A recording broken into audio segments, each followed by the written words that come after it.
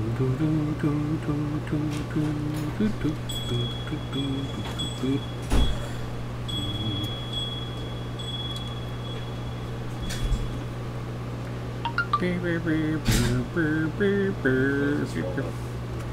think this goes with the iPhone 4. It's on the shelf in the back on the to-do shelf. iPhone 4 to do on the to-do shelf. Yep. That's what it is. Don't wear it out.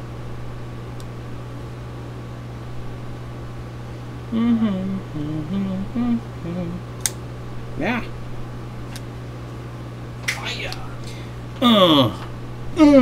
Good guy, y'all. Yo, mama. Marway, what's up? What's up? What up? What's up?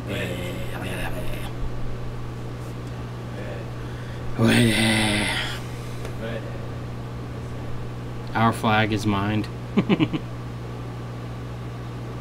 Maz, how we doing? Alright, so we got news. We got news. So yesterday we did our first iPad Mini PMIC repair on stream to see if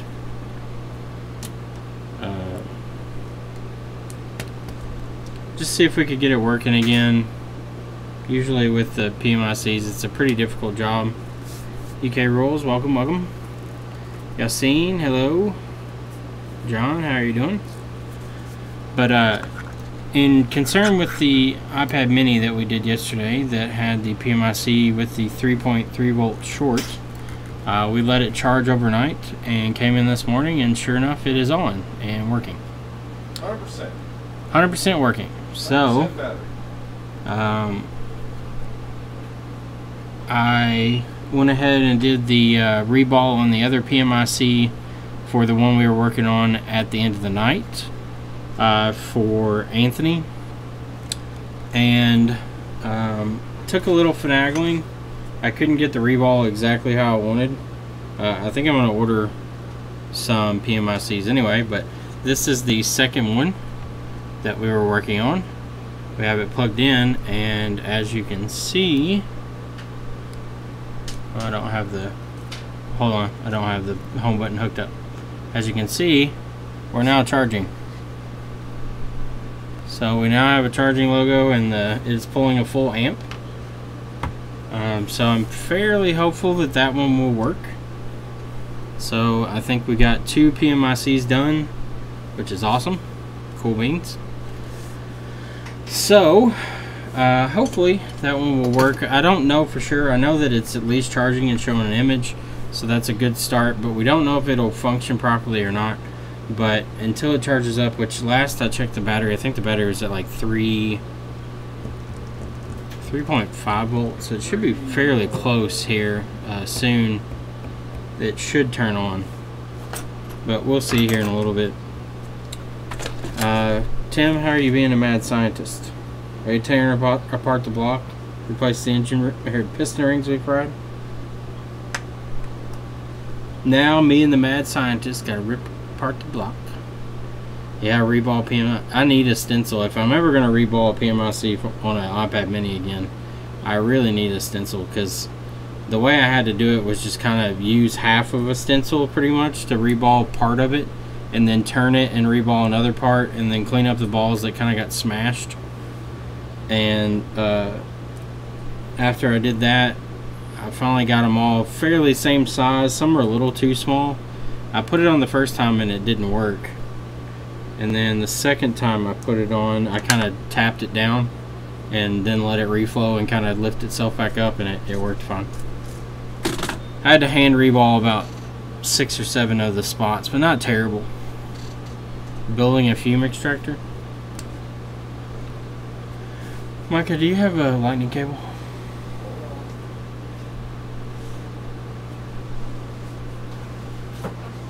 Somewhere Over the rainbow. Oh yeah, it's plugged in back there. Forgot.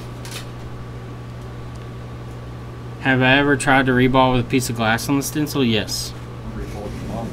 I'm not the originator of that, but I did tell people they should do that. I haven't done that in a while, but it does work well. I do it on, well, I guess I don't really do it on any. I could do it on the CPUs, but I've kind of got my temperatures figured out that my stencil doesn't warp as much anymore, especially with the new stencils. The older stencils warped really bad, and I had to use glass. Even on like chips like baseband and stuff that are fairly small. Alright, so let's plug in this phone and let's see what it does. It says it's boot looping. I suspect that it's make your own stencil. I don't have that technology. I wish I could make my own stencil.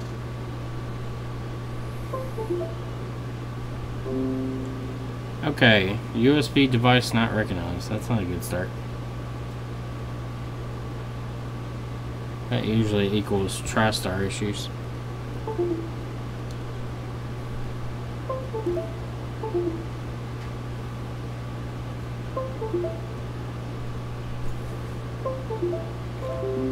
Jesus fucking Christ, man.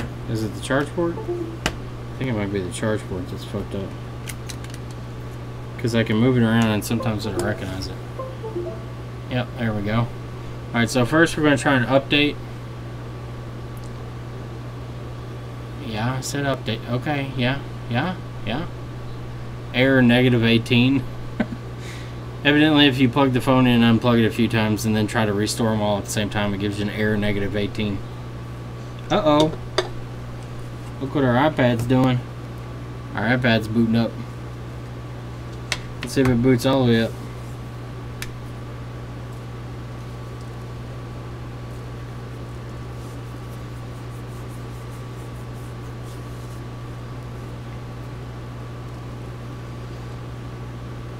Alright, so that's extracting the software right now. I'm waiting to see if this iPad turns on or if it boot loops. Uh-oh. Did it boot loop? No, I think it's on. I think the screen timed out because it doesn't have the smart sensor on. Let me plug in the power button on this one. Maybe I can see if it's actually on. God damn it. Might be that cable actually. That's gonna give me an error when it tries to restore. Alright, so let me plug the power button in on this iPad mini. We also got in our reduction lens for the camera, and it is awesome. So anybody that's considering getting the 0.37x lens for the camera reduction, it works beautifully. Uh-oh. Looky there. We got a... Oh, god damn it. Shut off again.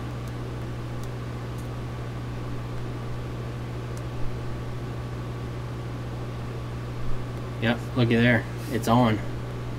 The iPad is working. Woohoo! So we're going to let that iPad charge. It's at 2% right now.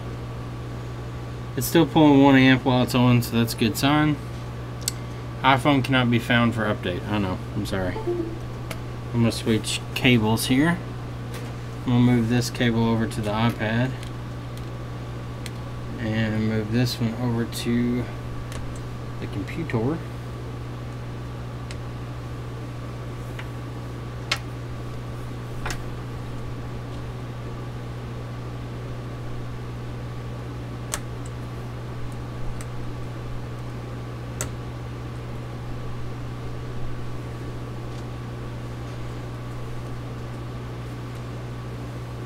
I think I ran that cable over too many times. I think it's finally bit to dust.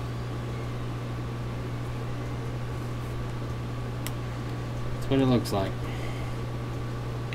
Can't run these cables over that many times and expect them to still work.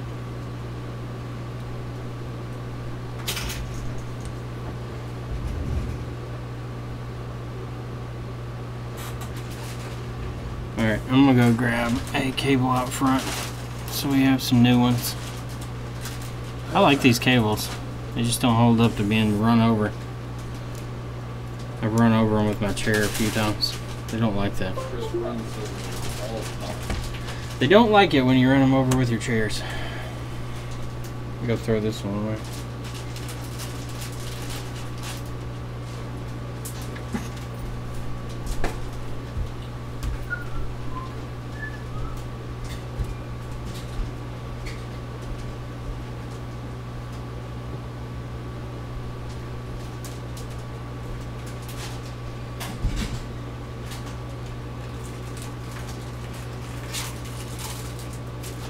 you. No problemo. What are you doing there? Oh, what's going on? He got me ready. Can I I play got music? Can I play music? And can I step and dance? And No, we turned your audio off. You can only watch it now. You can only watch it now. Hold on just a second. I'll go back there and grab it. what do you mean I can only watch it? You can only watch it. We disabled your audio. We don't want you listening to the bad words that are said in those movies. What movies? All the movies you're gonna be watching on your computer now. Watch on there. So what about the music? Can I step? Can I dance? Can I lose 50 pounds? Use your imagination. Can I lose 50 pounds? Can I step? You can do whatever you put your heart to. You sure about that? Now, I don't know about you now. It's hard for a fat boy to lose 50 pounds. You know that. I mean, I'd say it's easier. You get the easier time losing weight. you think it's easy? Oh yeah, Eh, I need to lose weight. I need to too, but every time I pass a restaurant, I want to stop. Tell them they need to move those restaurants. And sweets is my weakness. Tell them they're gonna have to move us away from them. I know it. Boy. And don't take me about KFC. KFC is always why they gotta be the first. Why they gotta be the first restaurant right there in the middle of the bypass as you go out to Scottsboro. I don't know. I think they got it planned out.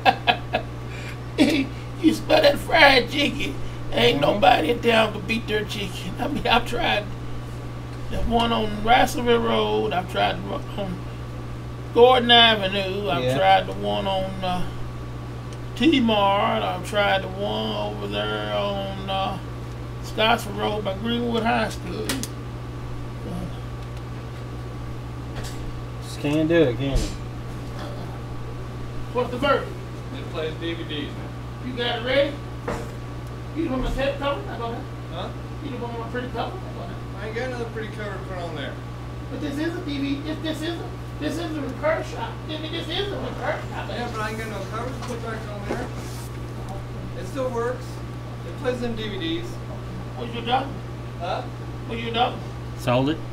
Huh? Your dog. He said you sold it, so did we get a discount? Did we? No, we had to pay them money. We had to pay this money to take that thing out here. We're gonna grab it. Why you gonna grab it for? So why it won't play movies? Another one? Yeah.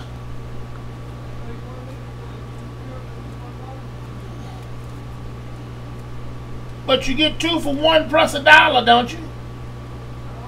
He said,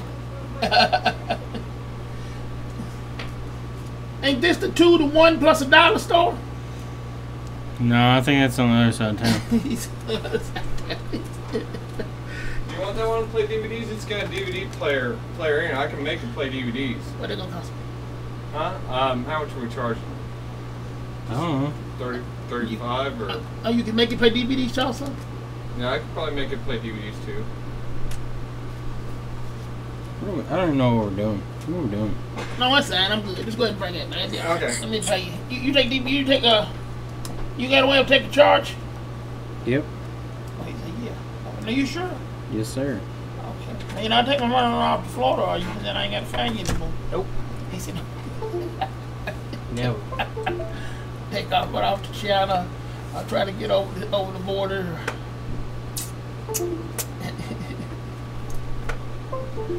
Okay. No problem. So what do you decide to do? You gonna buy that from me or we do that? Whatever you want to do. I ain't gonna buy it from you. What? It's old. I ain't old. I just Yeah. bought it. You bought it. Yeah. You bought it back in 1999. In Nam. Oh, that? Wow. Bought it back in Nam. Air 9. Alright. So we got Air 9 on our first go round. Let's try a second go round.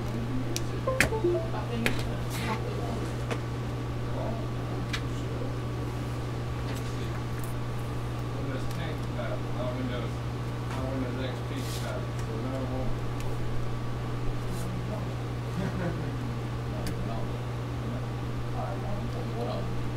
let me get it all up here in the system real quick. Thank you. Appreciate it. I'll be hollering at you. No problem.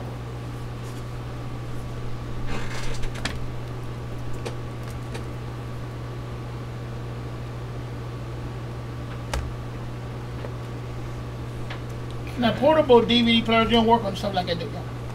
Huh? Portable DVDs, you don't work on stuff like that, do you? Not. It's probably not really Worth fooling. worth fooling with. Yeah. Oh, okay. No, it just didn't play.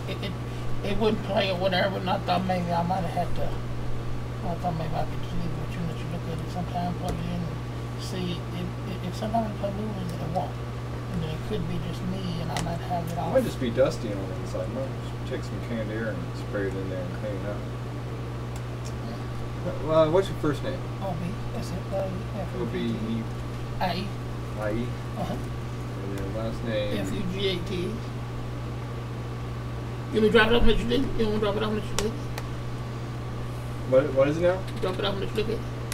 I mean, we can look at it. I can't guarantee anything on it though. You don't need to guarantee nothing. What are you trying to say? I'm just saying I can't guarantee that I can fix it.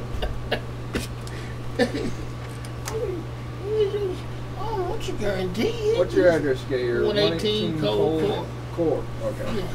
You don't want you guarantee it unless you run across a gold mine or mafia accident or vision, something happening on there or something, and then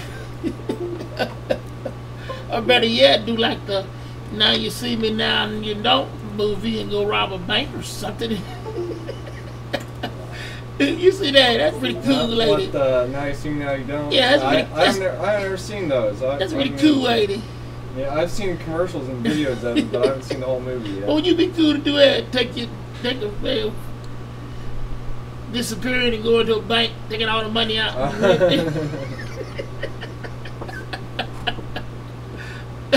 Wouldn't that be cool or what? Yeah, it would be cool. Rob a bank and then go to Canada. I'm going to Mexico. Yeah.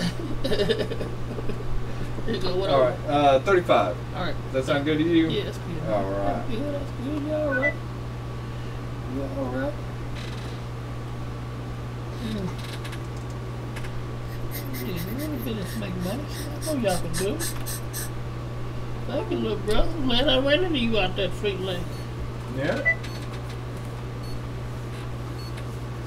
There's your car back, sir. Thank you.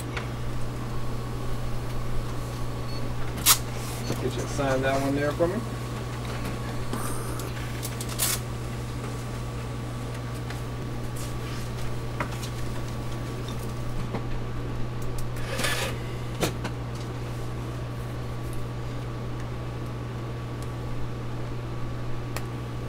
Alright, and there you go. You need help taking those out to your car or anything? No, just take this one, bring that other one back, and do it like that. Alright, sounds good. Let you keep on working. Alright. You're doing a fine job and we'll hold you up.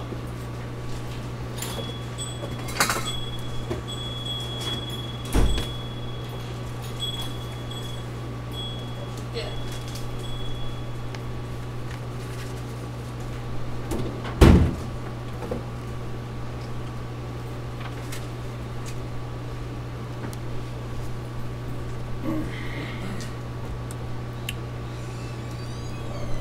That thing done now. I'm gonna do a track. I'm not sure if this has a bad TriStar or bad charging port on it. It's acting weird. It was charging fine and then I unplugged it and plugged it back in and now it won't charge. Yeah. You messed with it. Well, I mean, it has to be able to be unplugged and plugged back in. You shouldn't mess with it. Yep. Shouldn't have messed with it. This one keeps giving me error 9 on restore, so I'm going to check the diode readings. I got to pull the board out. I'll dick with this iPad here in a minute. It was turned on and working, so I suspect we have either a... what's up, Freddy? That we possibly have an issue with TriStar or maybe the charge port itself. I can't imagine that it would turn on all the way and then the PMIC not work after it turned all the way on. Alright, so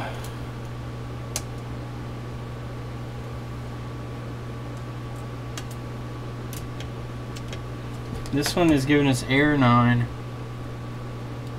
It gets all the way to the point where it's supposed to restore the NAND and then gives us the error. It gets to verifying iPhone restore and then it errors out. It does that both on update and restore. So I'm going to pull the board here and we're going to do a quick little check under this cover here.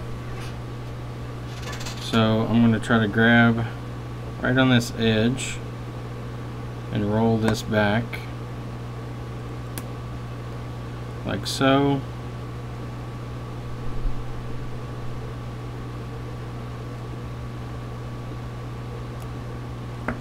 Okay, now we have access to the EEPROM IC and its resistors, and as you can see, you all have a wider field. Now you all can see pretty much the full distance I can see from left to right. Your top view is a little limited, but that's about it. Alright, so we have some flux on here. It looks like the NAND's been messed with. Well, that's not good. So NAND has been reballed on this already. That's gonna add some complication to it. Looks like TriStar has also been replaced.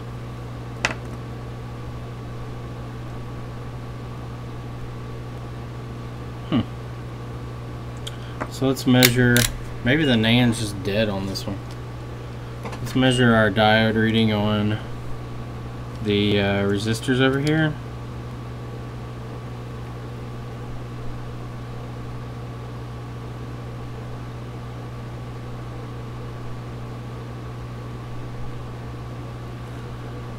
Let's see. So I'm getting 0.693 and There you go. 0.312. 0.3. Alright, let me take a look at it. 0.4. Yeah, look at all that stuff. You can buy it, sell it, trade it, or fix it. Let's see. You're surprised when you find it.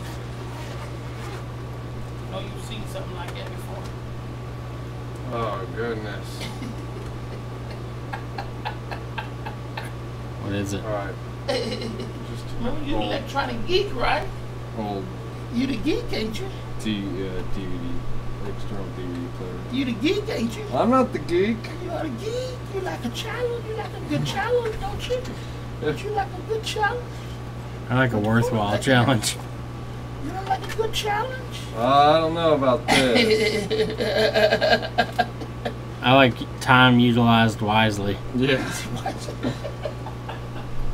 Come on now. You'll end up, if I fix it, you'll end up spending more than what you got for sale for. I didn't tell you to try to fix it. I just told you to look at it and get an estimate, an idea, if you can. Or, I don't think it'd be worth it, honestly. Not something that old. Yeah. So what are you trying to say? I'm old and I need to throw myself away and I can't be fixed? Is that what you say? Is that what you say? No, I'm not saying that. I'm just saying maybe if it was... It's beyond your challenge, what you're saying. Yeah. It's beyond your... It's beyond my capabilities, Okay. I guess. There you go. So we're gonna call the head technician in on the help then. Is that what you're saying? You're gonna call the head guy in, the guy in the front cheer to... Harold's TV. Alright, brother. See ya. You was honest.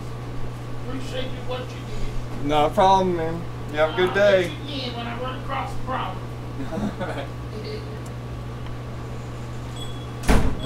Alright, so Alex, what diode meter do you normally get here? So on one side I'm getting 0.699 and the other side I'm getting 0.435. The 435 looks normal. Let me grab another board just to compare.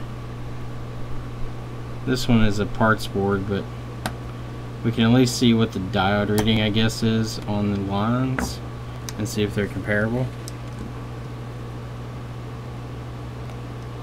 Click the like button on YouTube and subscribe to the stream. Checking the bell icon may notify. Thank you, Greg. Thank you, Paul.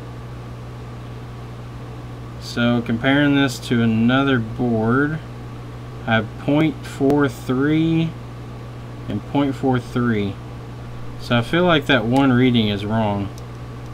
It seems too high. Let me compare it to one more board. See if I got another iPhone 6 laying around here.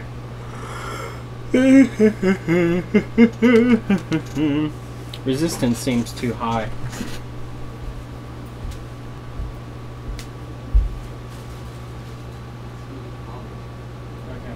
Shit on your whole family. Shit on this thing. Alright, so this iPhone 6 board hasn't been molested at all yet, so we're going to compare it to it. I think it'll be the most optimal comparison. So what do we get? 0.42 and 0.42, and then on our board we're getting 0.69 and 0.43. So I think we have an issue here. Let me see what this resistor is supposed to be resistance wise. Maybe the resistor's bad. It's supposed to be 2.2 kiloohms. Gigaohms? Gigalohms. Alright, it's supposed to be 2.2 kiloohms. And it is 2.2 kiloohms. What's up, Mark? Alright, so the next question is it the IC, the rollback EEPROM, or is it the CPU? Oh, Jesus Christ. What? All this. So let's put a little flux down here, and we'll pull this off and see what it reads. Does anybody know offhand if you can swap EEPROM ICs, or are they tied to the chip?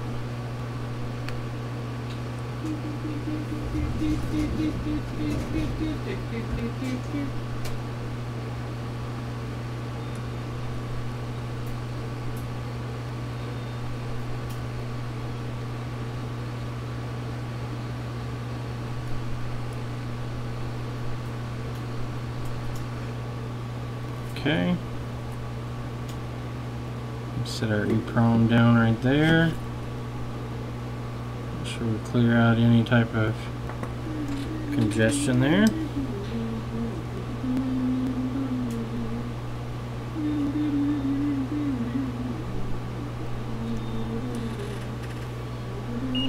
Okay, that's what I thought. I thought the EEPROM was unique, but I didn't know.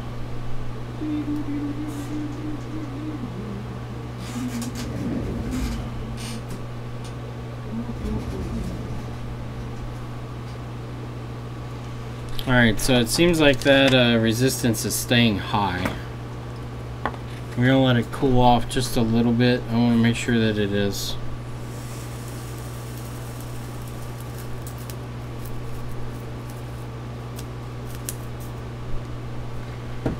Make sure that it's cooled off enough that our readings are fairly accurate. So let's see here.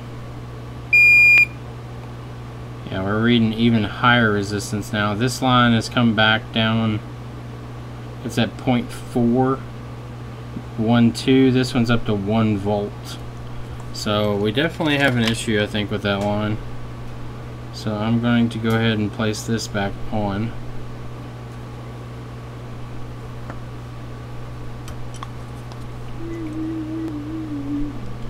I guess we're going to do some CPU grinding.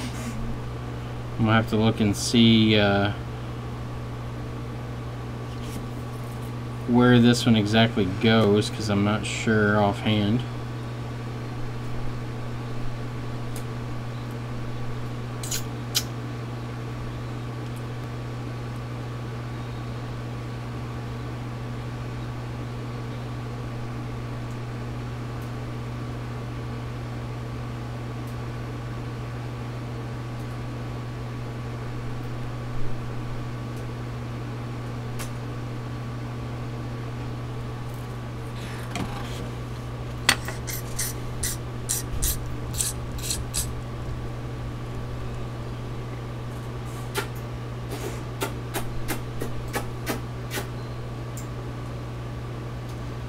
You can swap EEPROMs, but you have to reflash the iOS. You mean like reflash the entire iOS? That we're gonna have to anyway. This one's stuck in. Well, maybe not. If we run the jumper and it works, he may be able to do an update, which would save the data. Save the day. You need to reball CPU. Why is that? From what I've seen, you can cut down through the top of the CPU there, through the RAM chip, and catch the line coming off the substrate.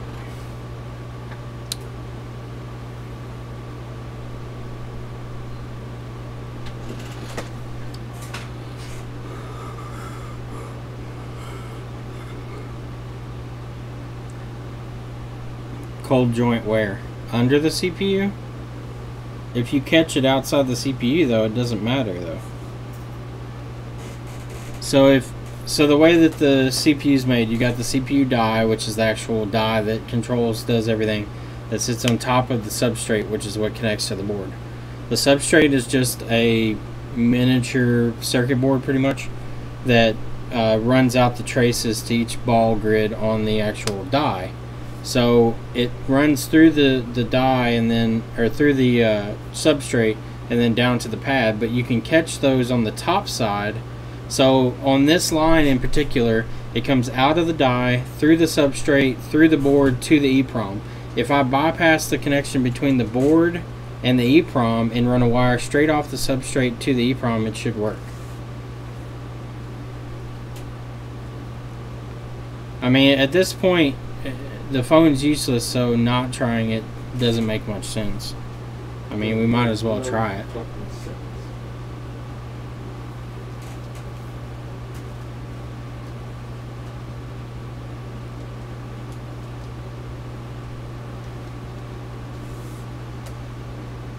I did check the resistance. They're both the same. They're both 2.2, I think. Let's see, make sure. Well, the diode readings on the other line look normal. That's what's... Like, it reads 0.4, which looks right, and it compares to another board is correct, too. It's also 2.2 kilo ohms, so let me check. At this point, there'd be really no sense in not doing this, but... It definitely has a resistant, or a diode difference.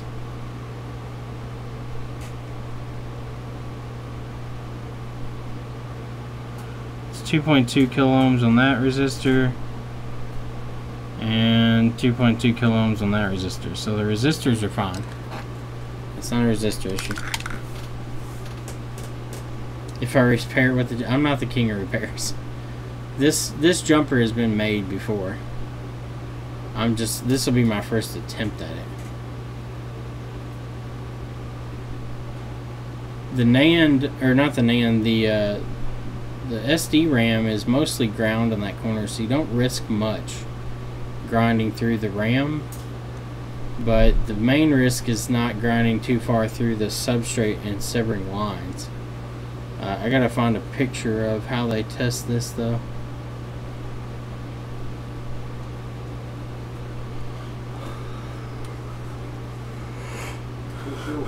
Risky business. Huh? Risky business there. Risky business? Yeah, cutting through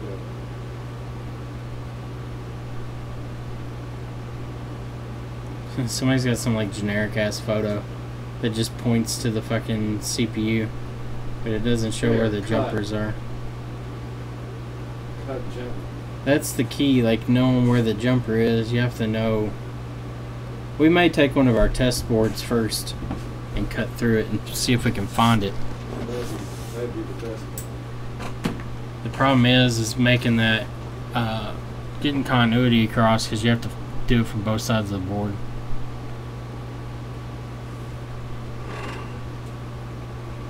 I'm sure somebody's got a video. Let me see.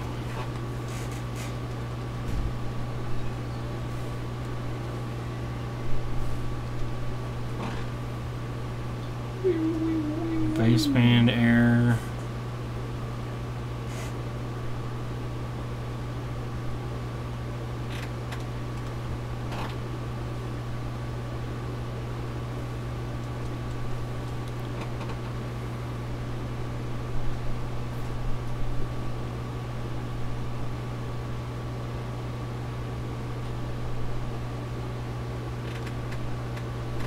Have I ever tried reblowing CPU? Yes. I've gotten one to come back on, but it didn't work. SD RAM was bad.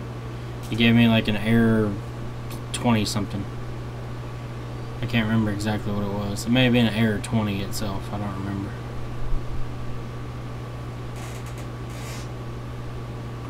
Alright, so let's YouTube this. I know there's a video online of it on YouTube. Let me see if I can find it.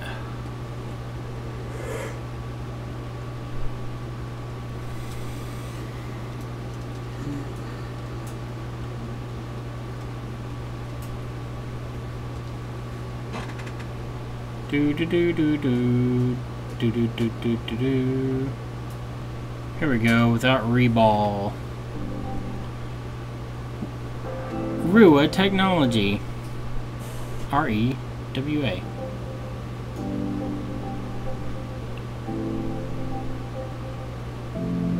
You can't do it without CNC? Yeah, you can. Several people have done it without CNC. I'm just looking for which ones they jump to. That's all I'm concerned with.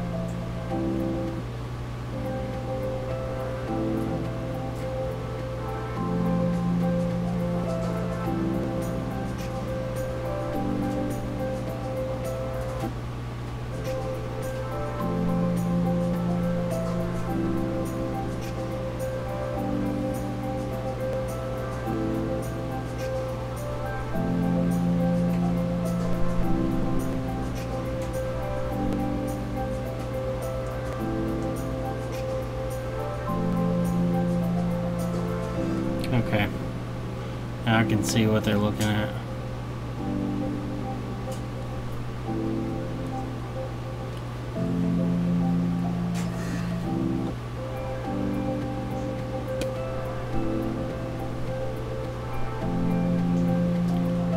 There's two jumpers they're making here. They're putting UV coating on right now. Okay, I see the two that they're leaving exposed now.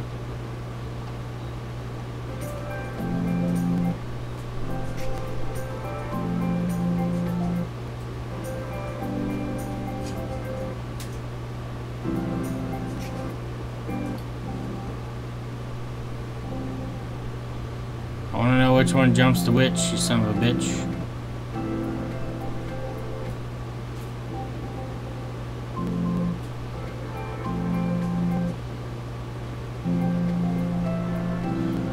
Okay, so the back one jumps to... Okay. Alright, I know which one that they jump to. Okay, so let's get our tester board. This is going to be our test mule here.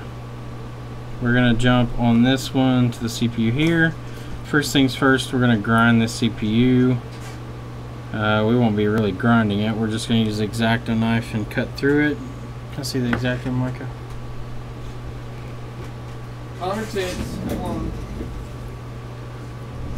A brain surgeon in the past life? Not really. I have decently steady hands, but nothing crazy. Alright, so based on what I can see from their video, they start about midway to this resistor. And then they come out, let me see in comparison where they're stopping on their grinding. Okay, so they're about midway across this here, so about there. So we're going to try to mark a line to keep it from going too far out. Now we start the scraping process to get down through this. It's going to take a little while. The RAM's not overly thick, but we're taking off very small layers as we go. You could probably use a Dremel to get through it faster, but Dremels also run the risk of eating through too fast.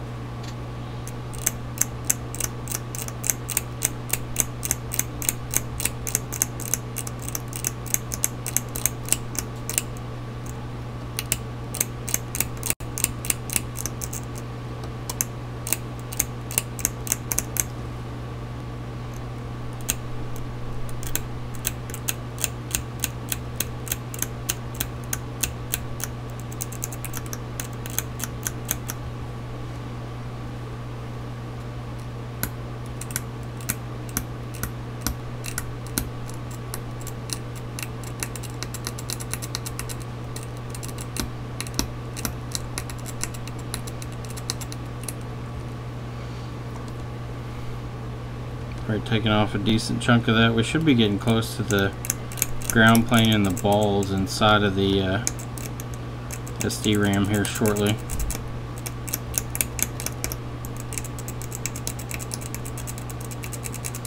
The SD RAM chip is not crazy thick. It's a fairly small chip.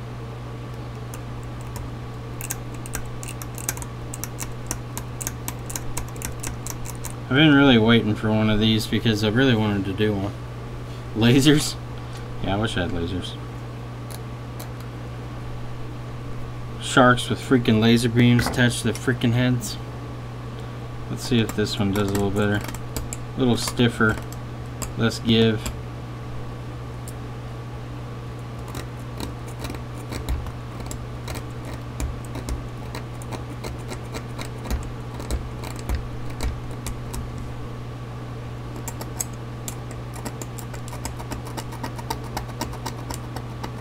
There we go. So we can see the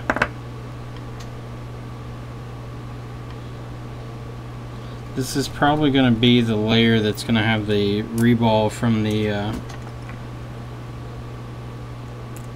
RAM on it. This is where we should see the solder balls. Yeah, this is the top of the RAM chip right here. This is all the ground. Actually, let's see. Where are we? We might be through it actually.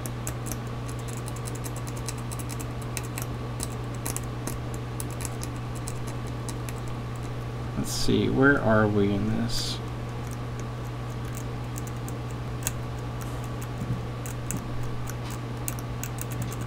Yeah, this looks like the top of the RAM where it meets the this is the ground plane for the RAM.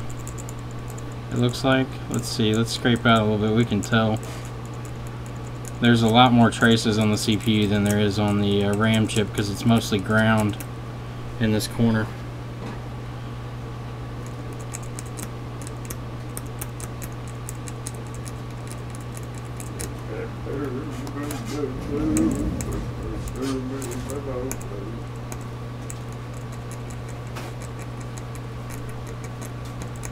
And we can confirm that by metering here to see if this is ground.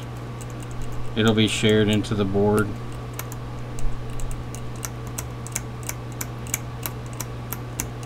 Yeah, I'm pretty positive that this is just the RAM, top of the RAM chip here.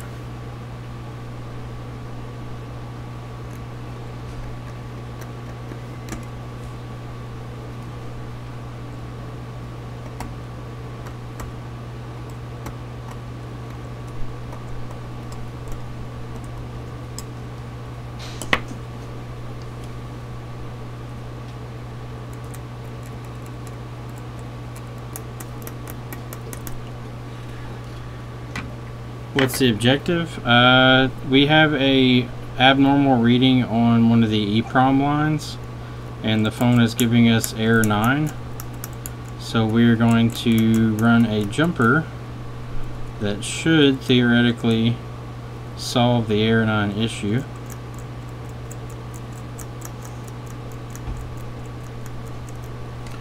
Let me compare to what they found on theirs. This could be where we need to be, I'm not sure. Let me see.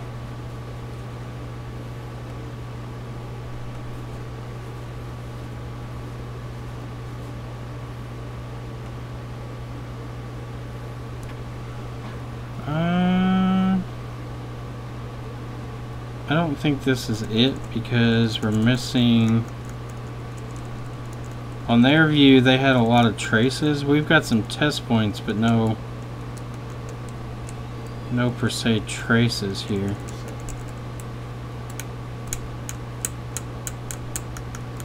I'm basing this off of what they have in the video of their CPU grind that they did.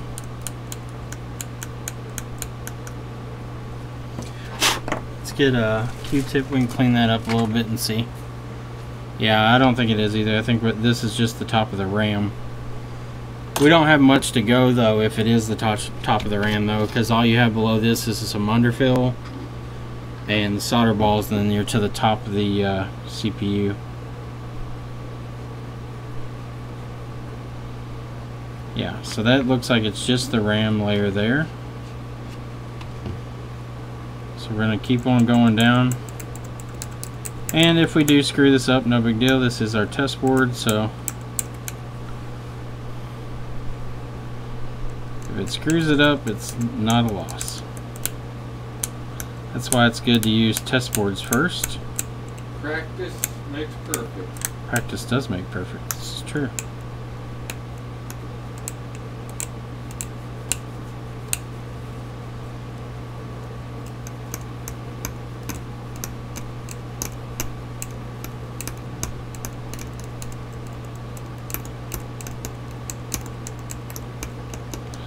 Copper is hard, honestly, probably the hardest part to get through because it's just so, it sticks to the blade quite a bit when you try to pull through it, so it fights you the entire time.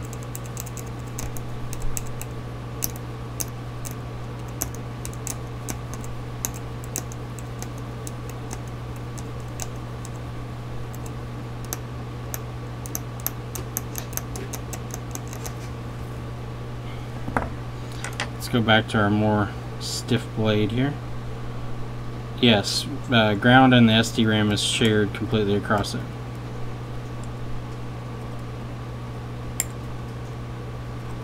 At least the ones on the outer edge here are.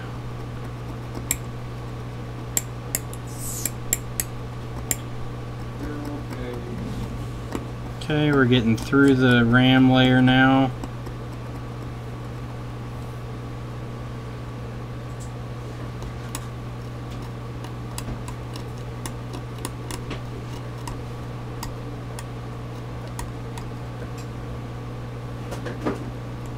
I'm starting to see another layer of a board, so I think I'm going to switch back to my finer blade here. So we're through most of the RAM there. Let's see what we got. Okay. Maybe still be in the RAM, looks like. Yeah, it is, because I can see the layer separation between the CPU right here and the RAM. So let's keep on scraping down. I still don't see any traces like they show in the video, so I don't suspect that we've gotten far enough yet.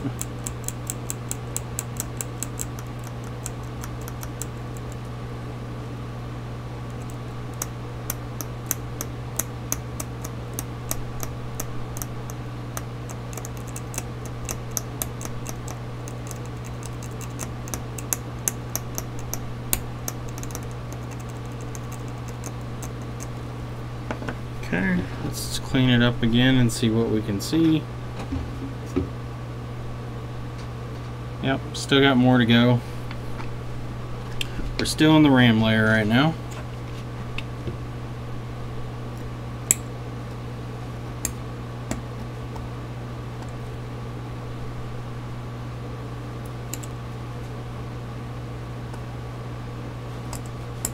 Whenever I do this and the other one, I'm probably going to move these coils off because they do seem to be in the way quite a bit. And it's easier to take those coils off when they're still in one piece than it is after you kind of mangle them.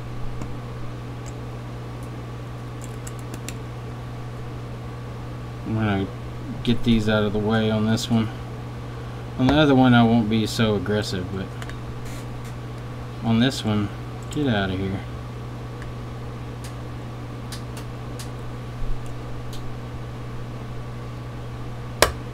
Thank you. Thank you. Okay. Alright, I can see the solder balls now. We're getting to that level. Get on all that. Yep, here come the solder balls. This is the layer between the CPU and the SD RAM that we're coming up on.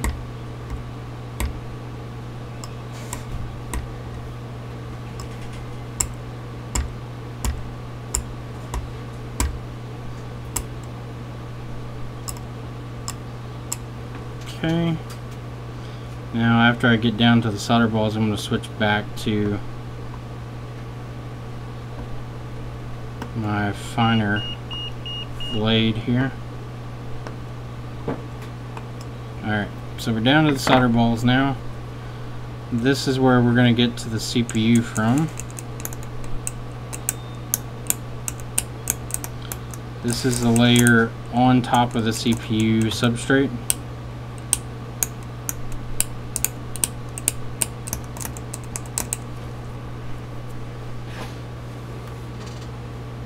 Coil molestation? Yeah, pretty much. Is it possible to apply any heat to soften up that, or is the material too hard? Heat wouldn't soften up most of this. Maybe the underfill here, but that's about it. Most of this is fiberglass or hardened epoxy underfill. So we're not going to be able to soften much of it at all. We're just trying to get through this solder. I guess I could take some wick and try to get this out, but I don't think it would do us much good, to be honest.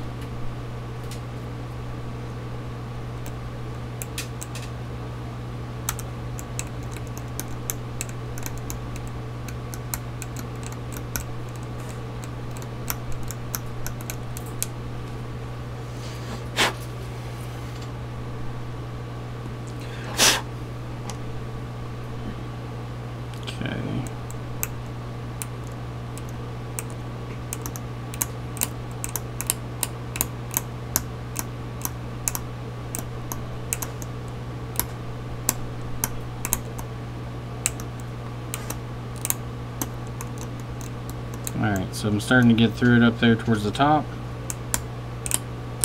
So I'm going to focus over here on this end now.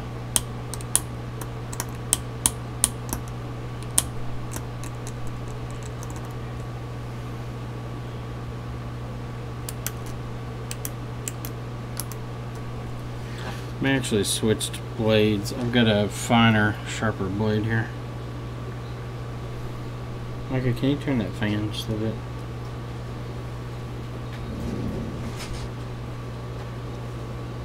Thank you. Use the iron. Well, that's true. I can do that. It's not a bad idea, actually. Let's see how that works. I forgot all about that. It'll cut through this underfill, and it should melt the solder out.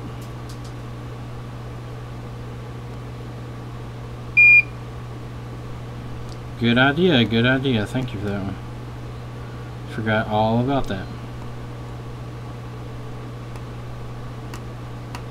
The iron does eat through the underfill because of the heat, and will melt out the solder.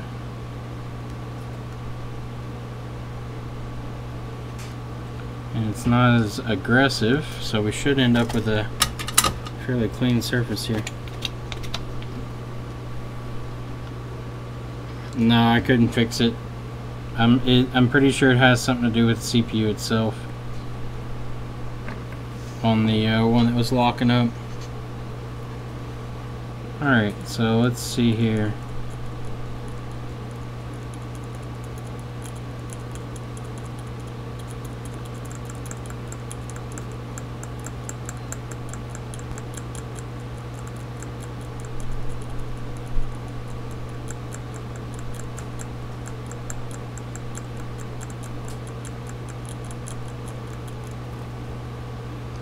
Okay, so we're going to have to scrape through this first top layer. This is all going to be ground.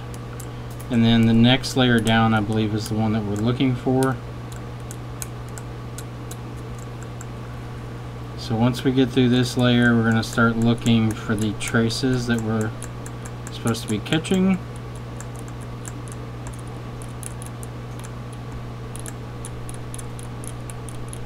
Okay, we're starting to get through this layer.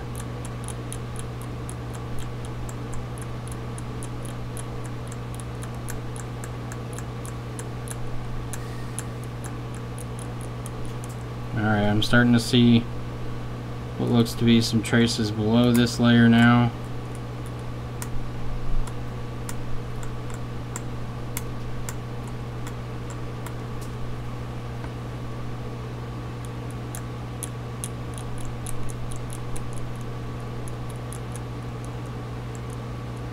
Yep, there we go. So there's some of the traces.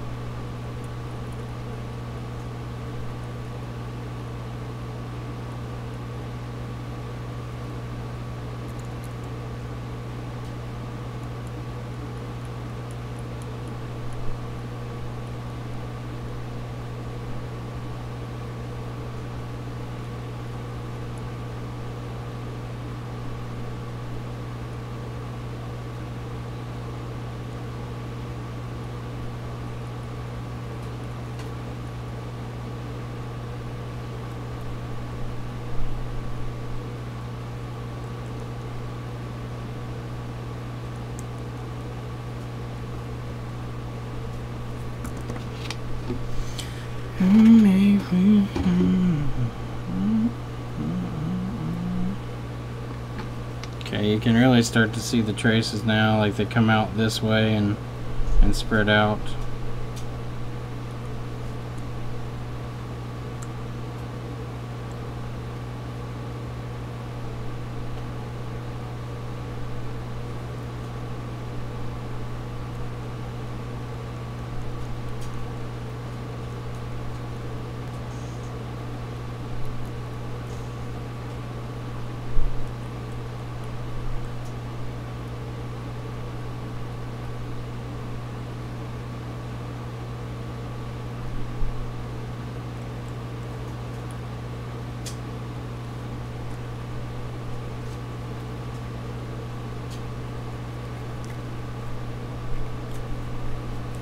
Trying to see if I cut through that trace or not.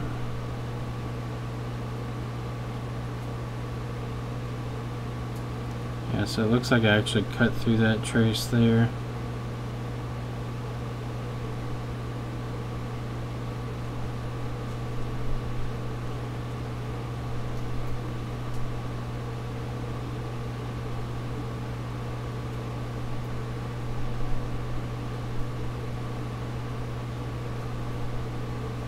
So it looks like we're gonna have to be really careful when we get down to this layer, because it seems like the traces are extremely sensitive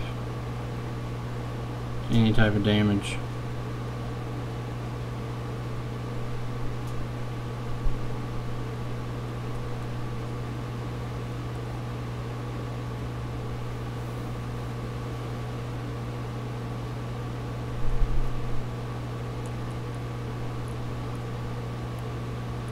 So we'll use the iron a little more coming in to make sure that we don't separate those out.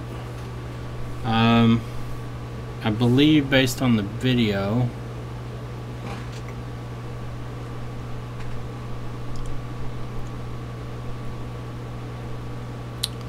it looks like it's going to be, I think it's this trace actually up here. Let's see. Let me skip forward a little bit.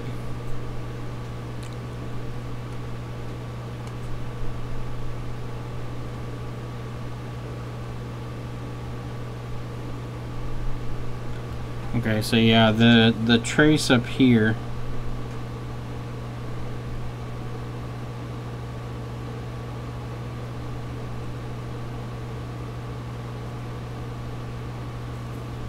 let me clean it and see if those traces are gone.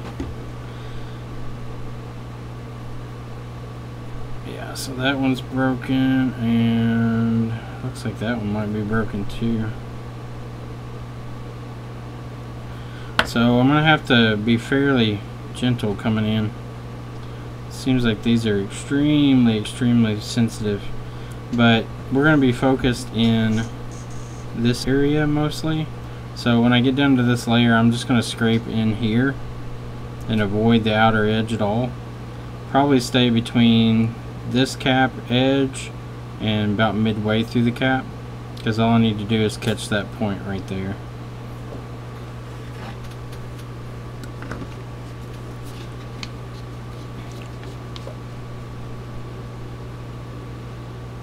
What? No, it's not long screw damage. It's what looks to be EEPROM issue. Alright, so since I cut that line, let's see if this one reads different now.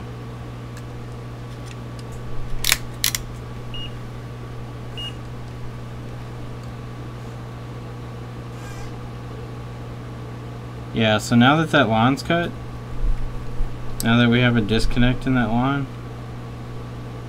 it now reads 0.655, and so does the other one because I cut both of them. So they did read 0.4 something, 4.3, but now that both of those lines are disconnected, they read 0.6, which is what we're getting on that one line. If I meter directly on the CPU, it's 0.43 again. So that's definitely what it is. We have a disconnect in the line. Yeah, a precise CNC would help, but I don't even think it could be that precise. Like in the videos I've seen, what's under the NAND.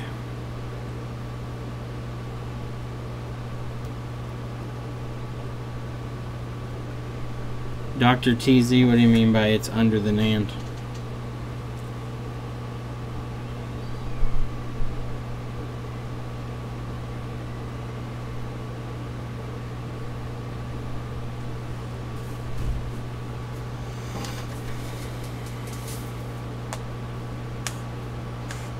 The short? Which short? There's no short here. There's an open line. There's a lower resistance, or higher resistance, actually. Excuse me. I mean, I don't know that this NAND is reballed properly. I can take it off if you want. We'll see if it error 40s or if it error 9s again. Let's take the NAND off since obviously it's been reballed once.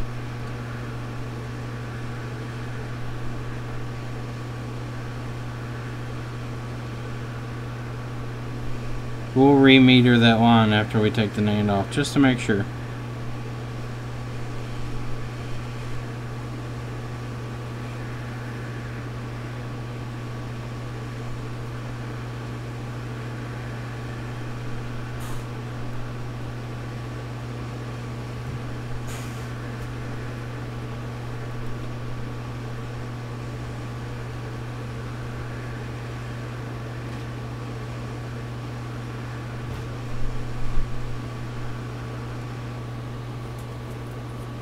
Okay, reball on that looked okay actually.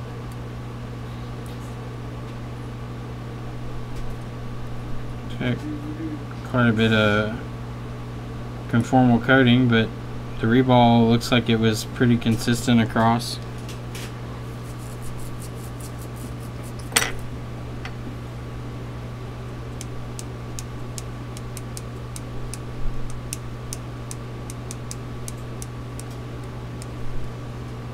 Greg, what do you mean? Is it exhibiting the same problem? Like when I disconnected the line, yes, it exhibits the same exact problem. When the line's connected, it reads proper 0.43. When the line is disconnected, it reads 0.655. The board that I have here, I'm gonna let it cool for a second, but this board, when it's the one line is good, it reads 0.43. The other line reads 0.65. So if I diode test here, let's diode test again. On this one I get 0.67 and dropping. Okay, it's holding at 0.678. And this one reads 0.3, 0.4, 0.425. So this one with the NAND off reads exactly the same that it did before. So I'm fairly confident that this line is disconnected from the CPU, and that's why we're getting error 9 every time. Let's test it because I want to know what it does with the NAND off on an error 9 board. Are you sure they reprogrammed the NAND? I mean, even if they didn't, the line is reading like it's bad. So even if they didn't reprogram the NAND, it wouldn't make any difference because the line doesn't read correctly. But we'll go ahead and We'll read the NAND too while we're at it, just to make sure.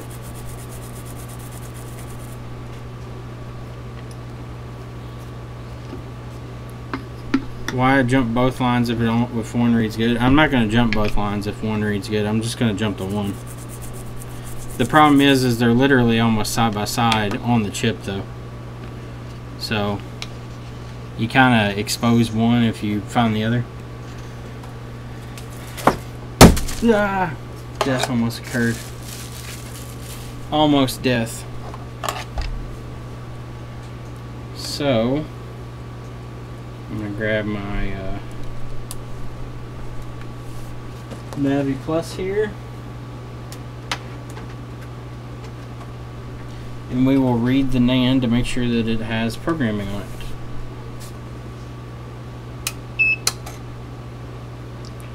Okay, let the Navi start up.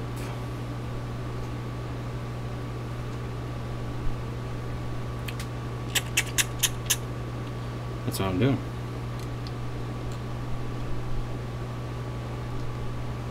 Okay, put the hard drive in. 16 gig NAND. Read the NAND.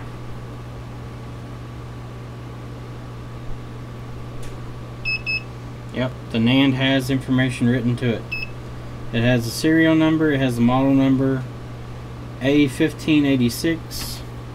This is a A1586. iPhone 6 white, that's what this is, iPhone 6 white. So I would say that this is the correct information on the NAND. So this is definitely, I don't think this has anything to do with the NAND. But I do want to try a restore now that we have the NAND off. I want to see what an error 9 board does when the NAND is not present. If it still gives us an error 9, or if it gives us a different error. Or if it gives us error 40 and acts normal. That'd be interesting. Alright. Alright, what? Trackpad? Sweet.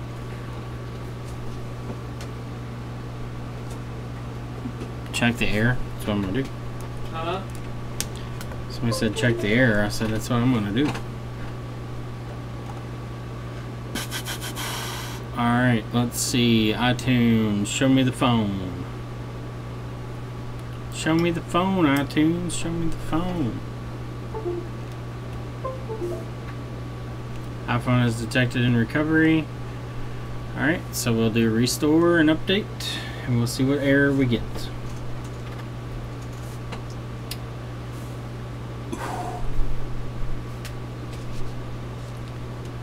What's left to do? Water damage 6S Plus. Which one's that one? Oh, that's that one that girl brought in, wasn't it? What is it? The water damage 6S Plus. We need to take that apart and start looking at it. Do you message yet? No, I just saw it on the board. Oh.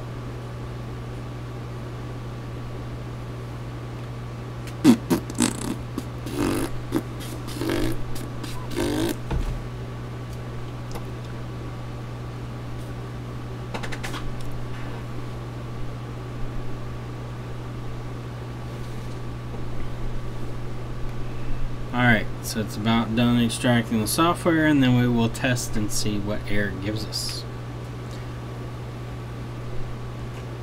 I think it's going to give us an error 40, but we'll see if it does any different when it has an EEPROM issue. Okay, it's preparing the iPhone.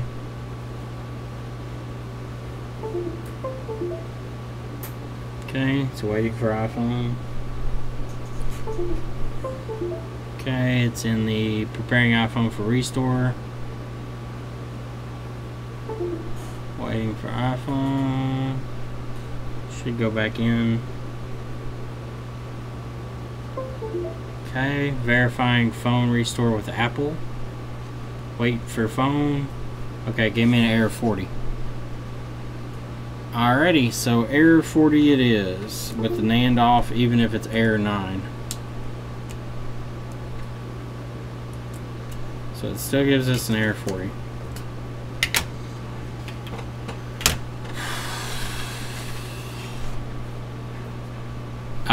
I think you can, yeah. I think they make EEPROM readers, but the EEPROM itself is not the issue.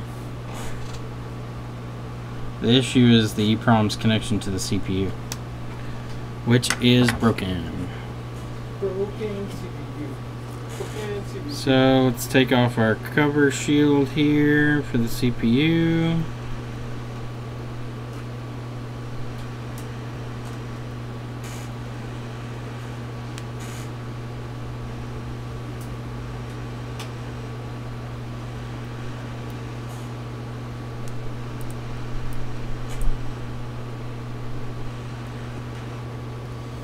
Okay.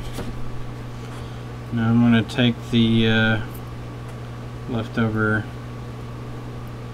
heat compound or thermal compound they use here, and we'll put it back on the cover so I don't lose it.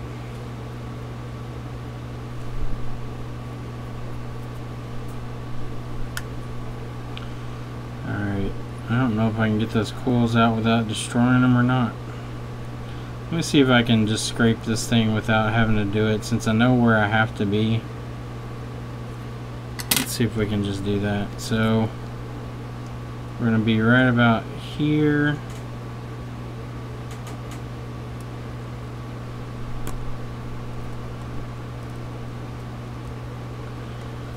To right about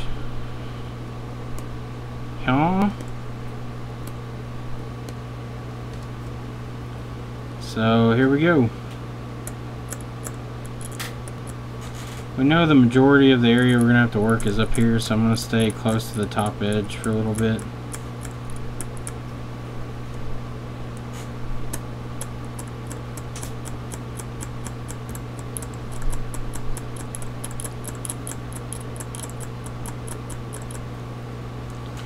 We want to make sure that we keep this edge nice and clean, since we're going to have to scrape down through there. Open CPU surgery, indeed.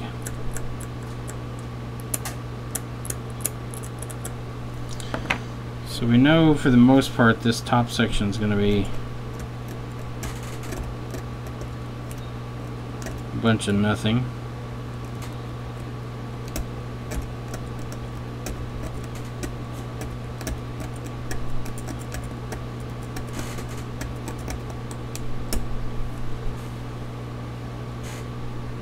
This does have different style coils on it, so that's good.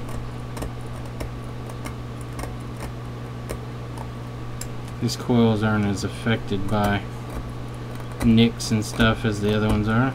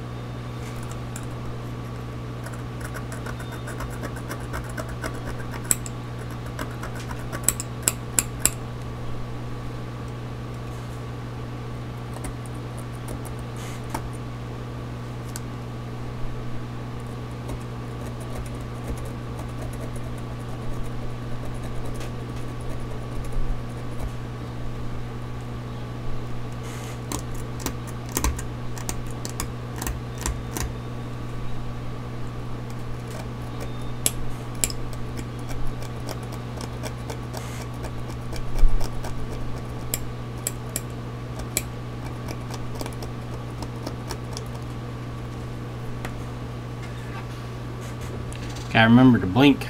Makes my eyes dry out. Oh, I got the first batch of shirts in too, so I'm gonna send those out. If you were one of the people I announced and you haven't sent me your contact info, make sure you do that. I know I have one in email that I missed. I need to go back and order for, but I've got the other ones in. Use a Dremel. I'm just afraid that the Dremel is going to eat through too fast. Chris, don't be a war. This doesn't take terribly long. Maybe 15-20 minutes. We'll be down to the point where we need to be. We're already to the top of RAM, so. Scoop, I saw some of your stream. I like your videos, man. The production value is much higher than what I do.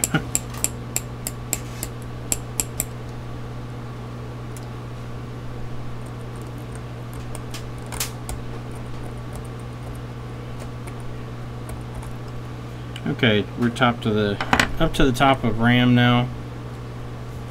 That noise. I don't know if I have a Dremel small enough for I don't think we do here. this kind of stuff.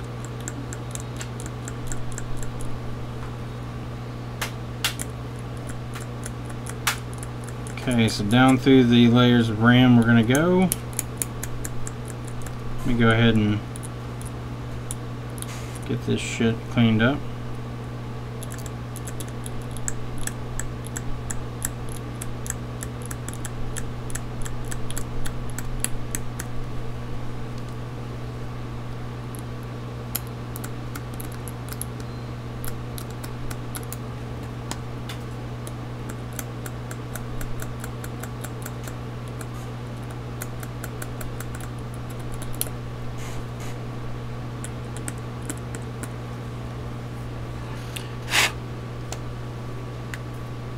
The M8 stuff I have to check and see. What OS did the M8 come out with? Was it below Android 6.0? I assume it was. The M8's a fairly old phone.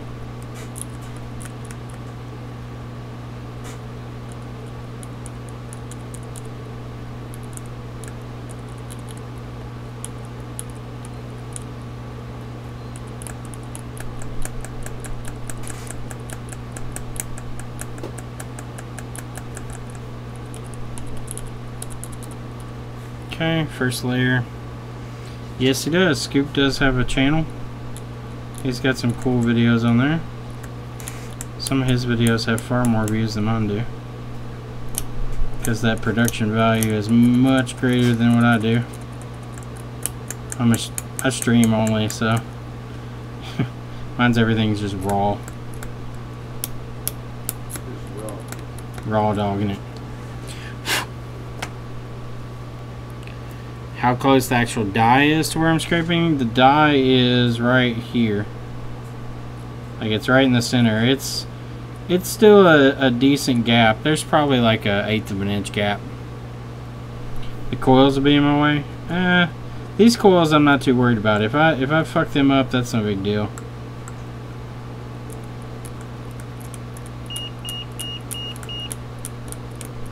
These coils are forgiving. The other ones have the soldered ends, and if you break the ends off, they may not make connection, and then you have problems. So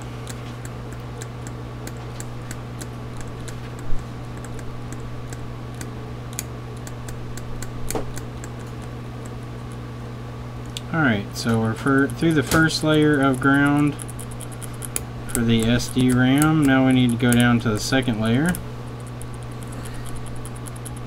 And then we will hit the area where we'll start using our iron.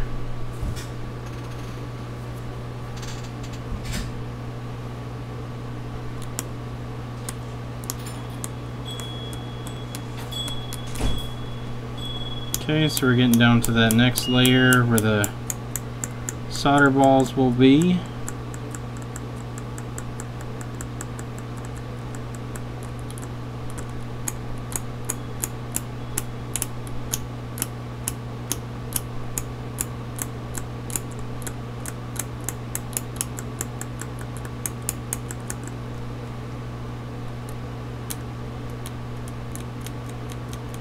Okay, so you can actually see the top. These are all the solder points where the balls touch. on the back side of the chip. You can kind of see it. It's like the reverse layers of the chip, so we can see it. Yep, it's about iron time.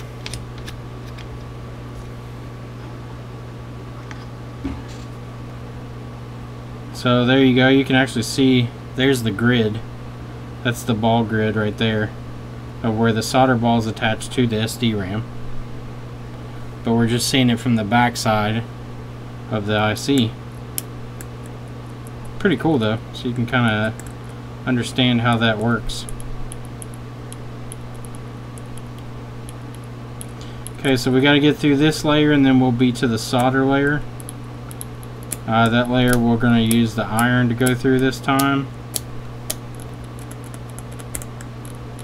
instead of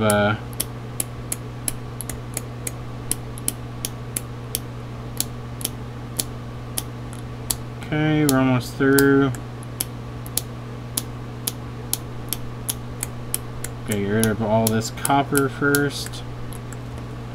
Okay, so we're to the layer now. We're going to need to use our soldering iron. I'm destroying this cap over here. That's okay, we can replace that cap. Alright, iron time. So, just going to use the iron. You can see how easily it eats through this shit. You just rub it on there. Eats right through the underfill and the solder. No fuss. Just for 2 easy payments of $99.99, you can get yourself the solder remover 2000, underfill remover 2000.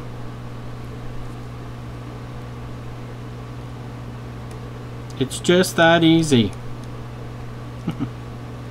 Reminds me of commercials when you talk about this stuff. Fume extractor failure? What happened, Tim? What'd you do?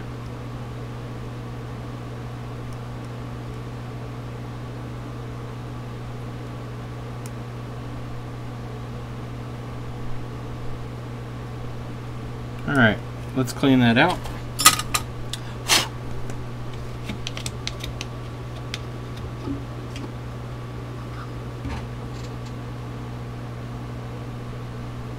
Let's see how much underfill we have left. We got a little bit to eat out of there, not a whole lot.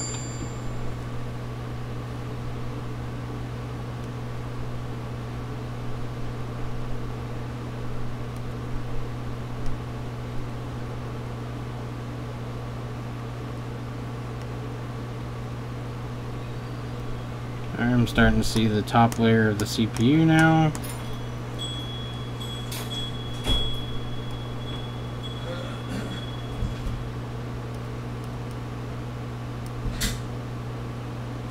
Well, the CPU substrate, at least.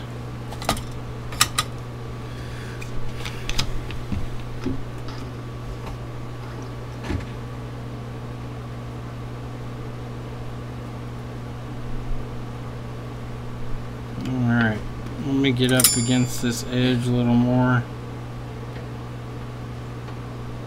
because this is going to be the area that we're really concerned with, is in this top edge. You're getting the actual one now? Yep. Oh, brave Chris. Brave Chris. Brave Chris. BraveChris.com. Alright, so that is the top of our CPU substrate right there.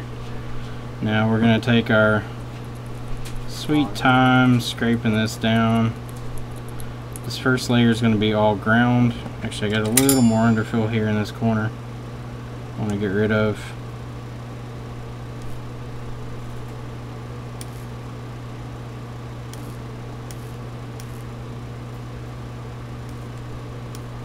There we go.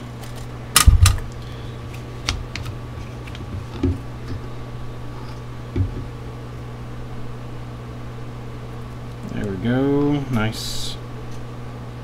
Alright, so we're just gonna ease our way down through this layer.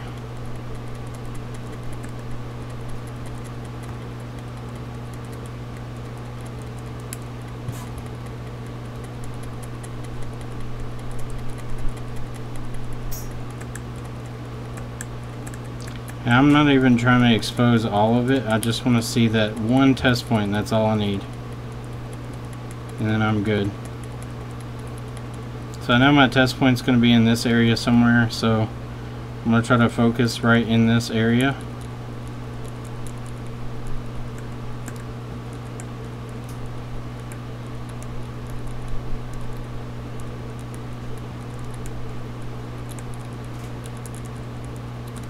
Okay, we're getting down to the base of this ground layer here.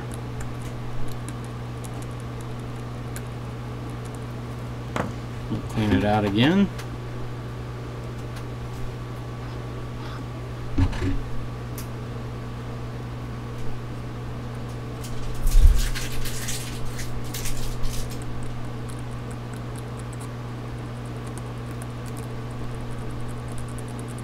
All the water's dry. Why? It's only been 2 weeks. Rust. Rust everywhere. OBS has crashed. Cool. Don't care. Go away.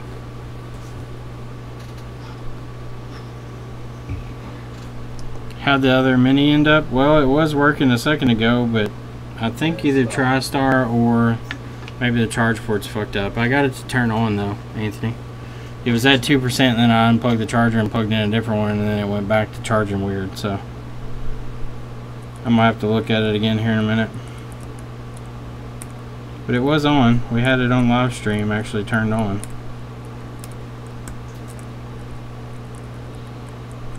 I'm trying to take off like minimal amount of layering here, but it's going to take a little bit, I think, to get through this. Scrape in the other direction.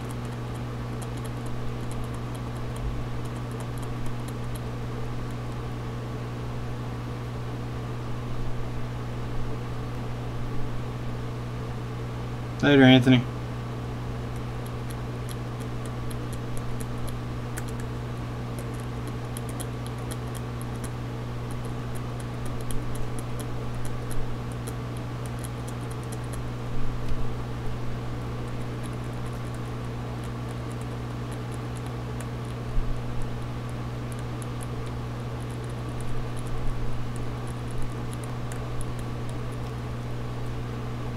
Okay, so we're starting to get through that ground layer now.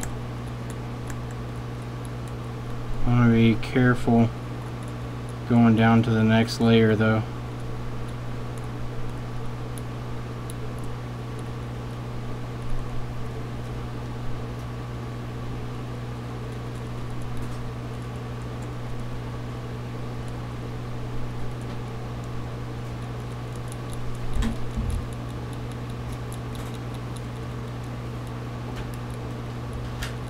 Okay.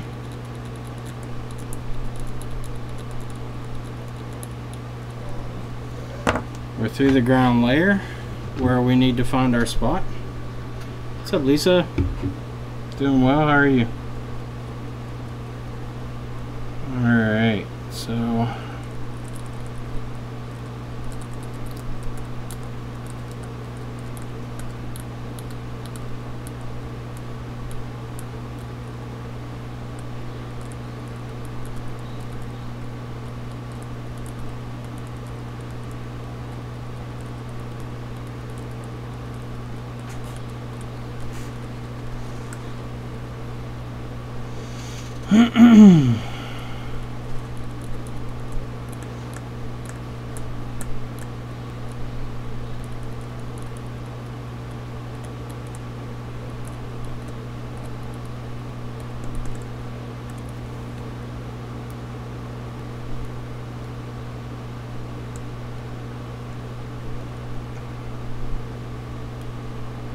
alright, so there we go. We're now getting into the next layer.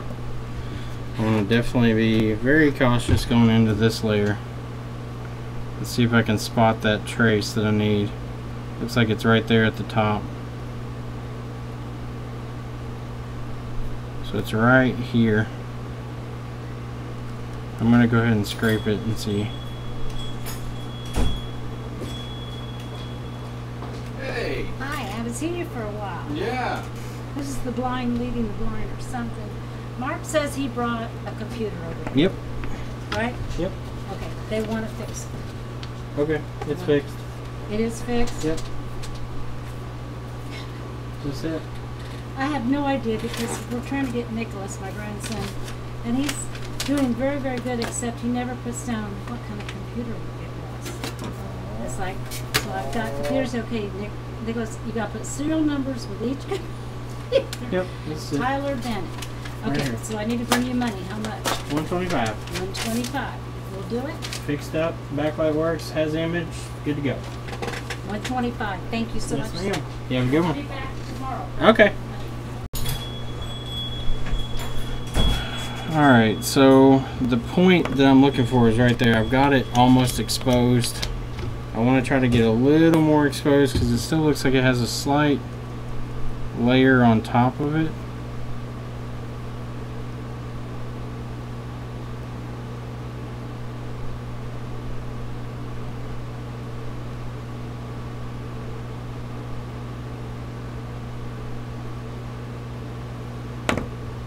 I believe it's that point right there.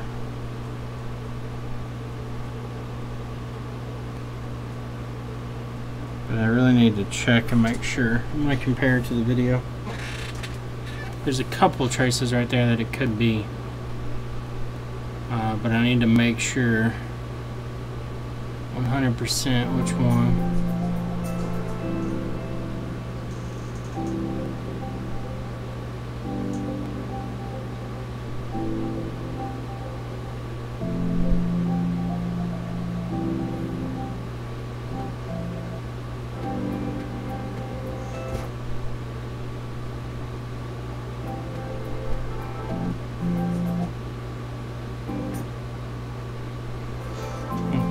So they're saying it's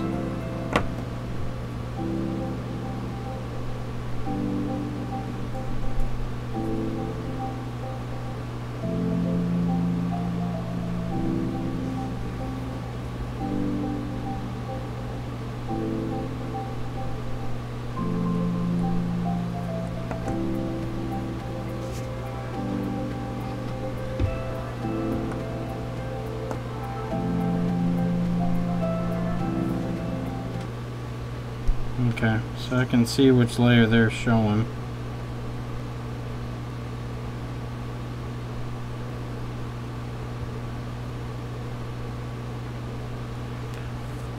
I need to zoom in on this. Let's see.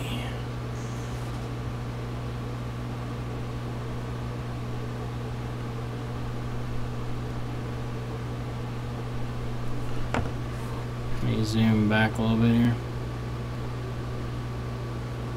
Alright, how is this trace laid out? It's got one that comes over.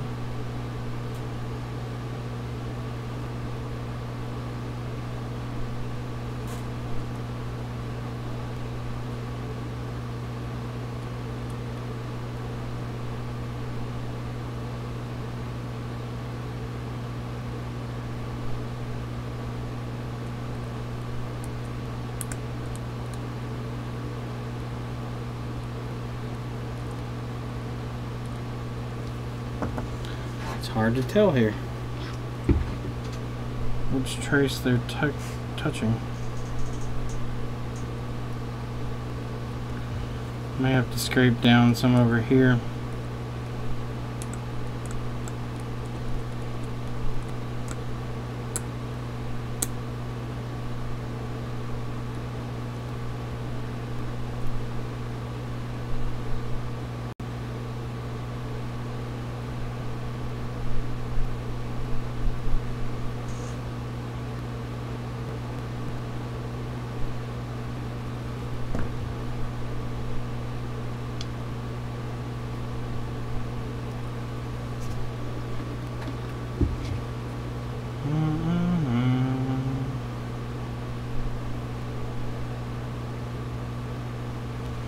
Trying to compare it to what they have here so I can see if I'm close or not.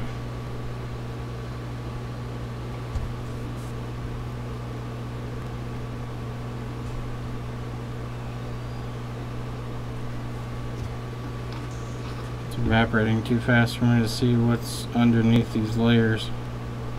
Actually, I think it might be down here a little bit, actually.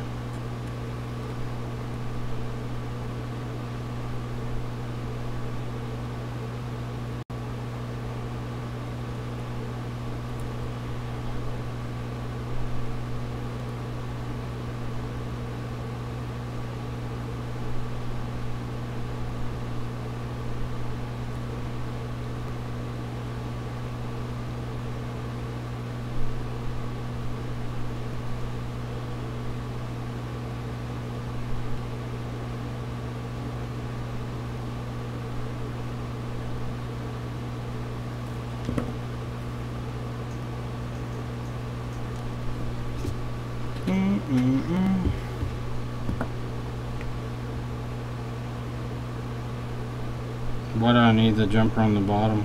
Yeah, it looks like the point I need is right there, actually. I can see it now.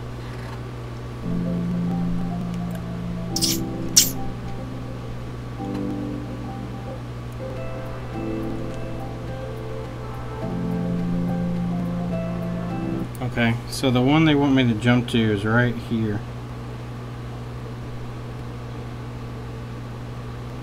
It's that pad right there. The other one, if it's not disconnected, so I don't think that I need to jump to that other one. Yep, that's the point that they want me to jump to right there.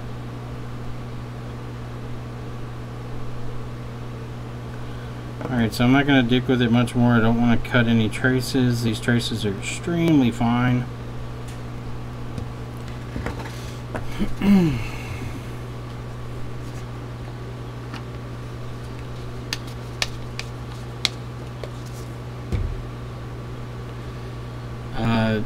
I'm fairly confident that this test point right there is the one that I have to jump to. So I'm going to go ahead and put some UV coating down based on what they show on theirs. Let me backtrack and make sure, but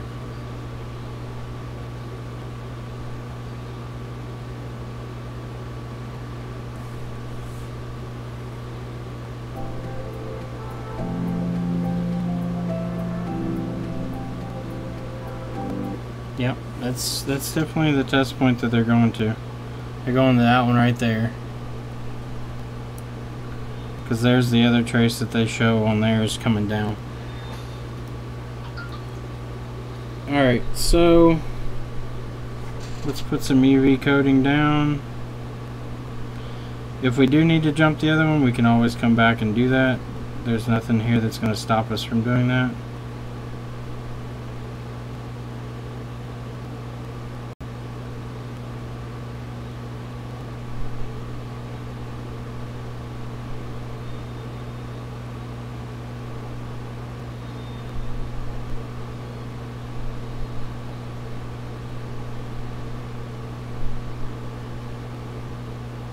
The main thing here is just to kind of shield off this line so that it can't touch anything, and make sure that that UV coating protects it.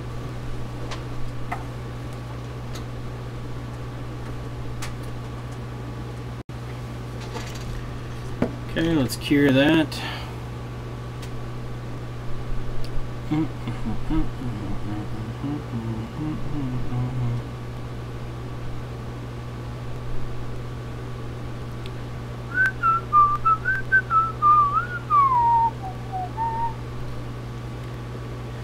Alright, so let this cure for a second.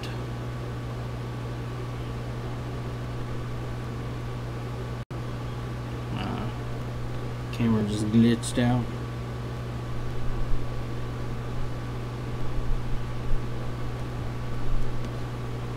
Cure. No, the RAM layers that we destroyed are all ground, and all the grounds on the outside edge of the RAM there are connected. You can look at the schematic and see that. Actually, if you have a RAM chip off, you can test that yourself. Okay, so let's go ahead and put a little bit of flux down. And then we're going to come in with some leaded solder on our tweezer end and put just a little dot on there.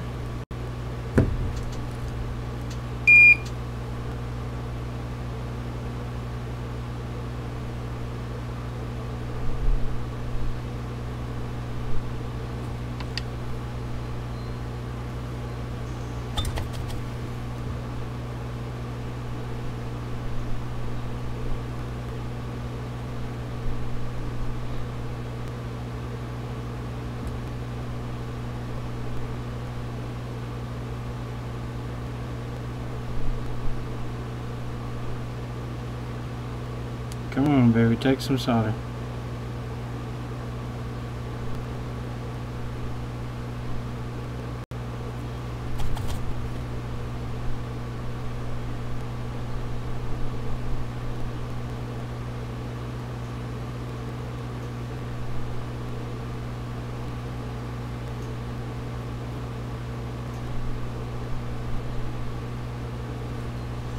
Of course, the pad's not going to take any solder.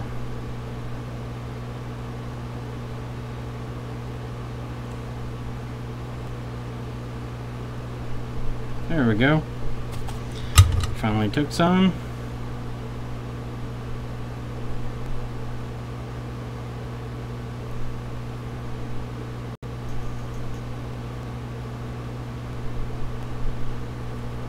Okay. Now we need to grab ourselves some wire. I'm going to use my really thin wire. This is about 50 gauge coated magnet wire.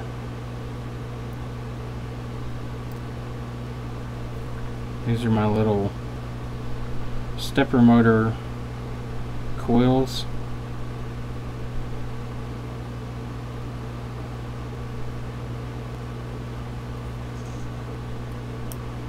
Okay. Turn it this way because I'm going to be more comfortable soldering from the other side. Get our soldering iron. I'm going to pre-tin the tip here.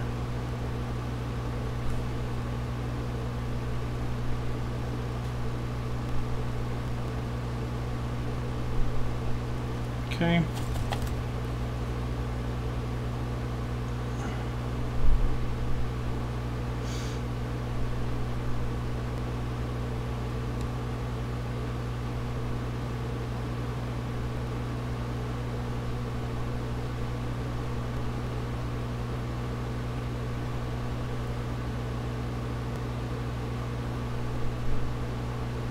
Okay, it's attached. So we have our wire attached. What's going to be the simplest way through to where we need to be? So we need to be straight around the edge here. So I'm going to take it and go right around this edge.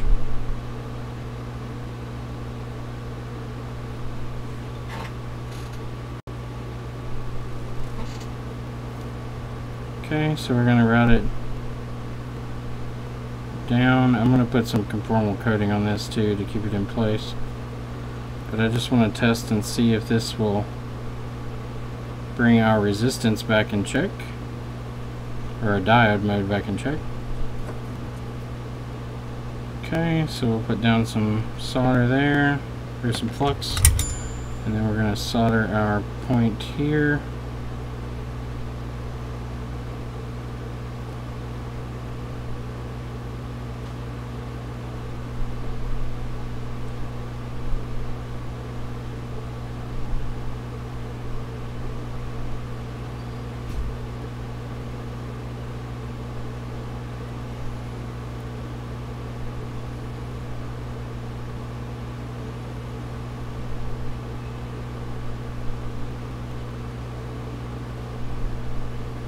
Alright.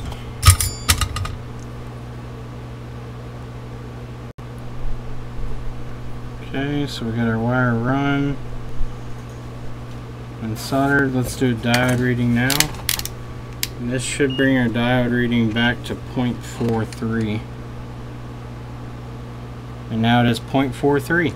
So we now have a line that is connected. Before it was 0.65. Now it's 0.43. Let's meter our other point to make sure we didn't cause any damage. It is also 0.43. So these lines now read correct. Let's make sure we didn't make the jumper to the wrong one and have tied these together. We have not. So I done did something. Alright, let's put our NAND back on. Since our NAND information is correct, we're going to put our NAND back into place.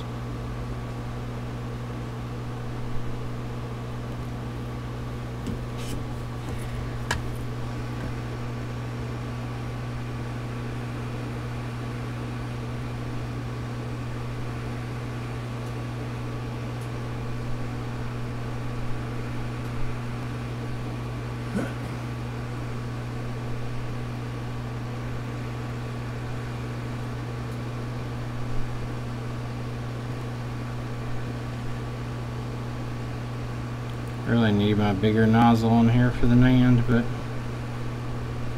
we'll roll with it.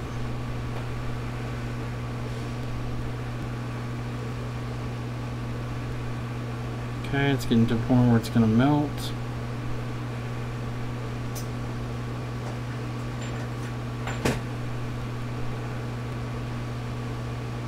There it goes.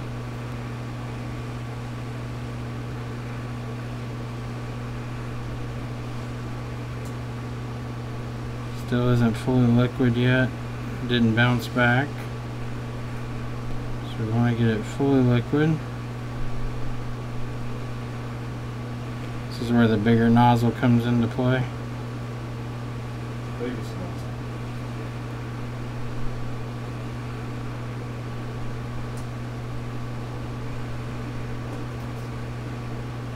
Okay, now it's bouncing back into place. I'm just going to tap it down. Alright. That should be attached. Yes, we do.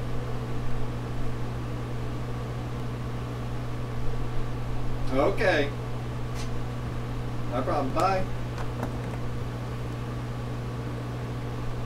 Wire still attached.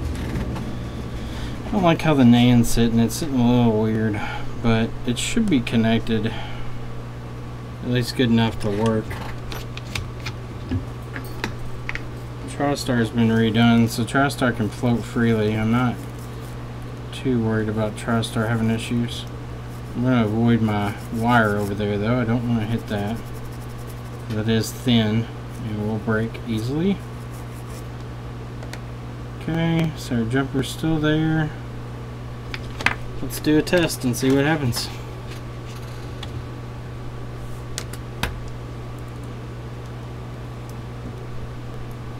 Put it back in the housing.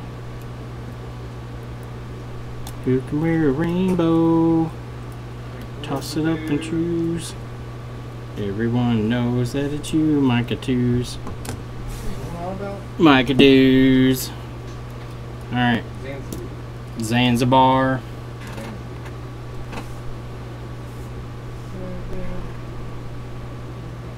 What are you doing?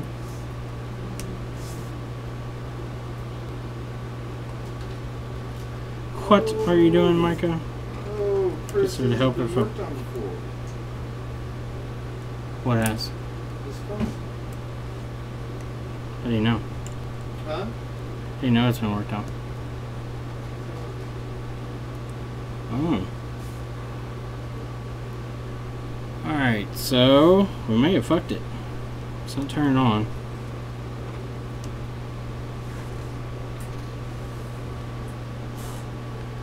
Did we fuck another line? Maybe.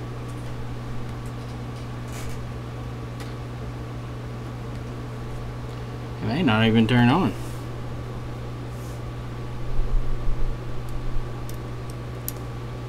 not turning on right now. Let's see if we got a short.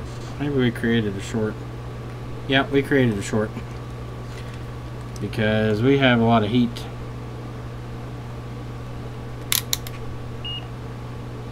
Let's see.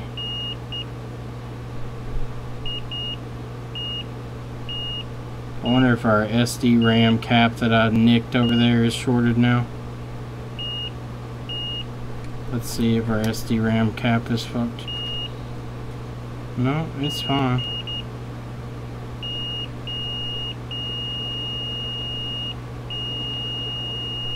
That's normal. Who is shorted?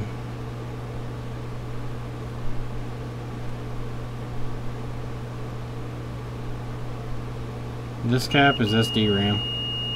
That's ground. That's power. There's no short on that cap. CPU and GPU resistance reads fine. Yep, reads fine.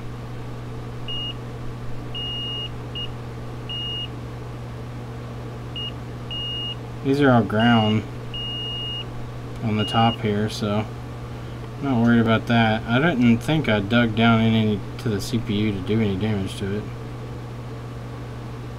I really don't think that that's the problem. Maybe I dug too far out on this on the RAM. Let me see what the RAM shows here. Could dug out too far on the RAM. Most of that corner is ground though. But maybe it's like one ball difference ground versus not ground. That would suck. Because I did dig up higher this time, one row higher than I did the last time. I was thinking maybe the NAND didn't going right, but there's no shorts, so I don't think that that's it.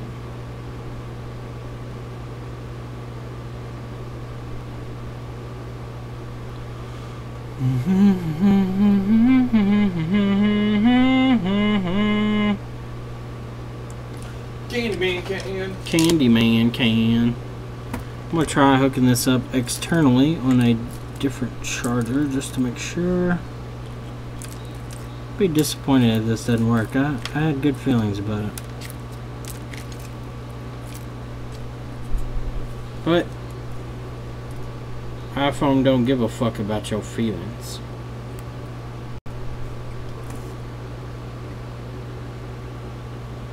iPhone don't give a damn.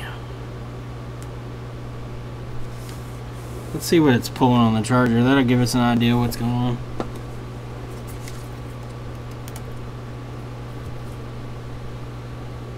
Well, it's pulling like it's in DFU mode. The amperage looks like DFU mode. Wicked. Wicked good.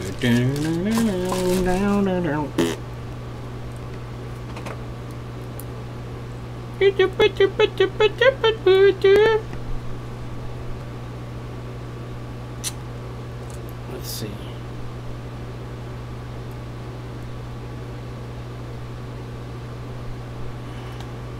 Yeah, it feels like CPU's getting hot. Let's check and make sure we don't have any fucking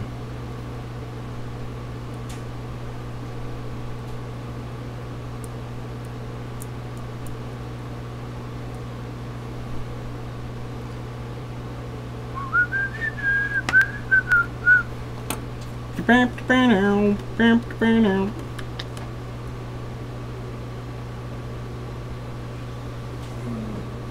getting hot up towards the top of it though. Like it doesn't feel like it's doesn't feel like, if it's SD RAM, it's a really weird area.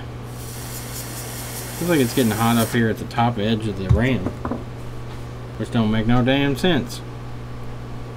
Let's wait for it to freeze up here. We'll see where it melts.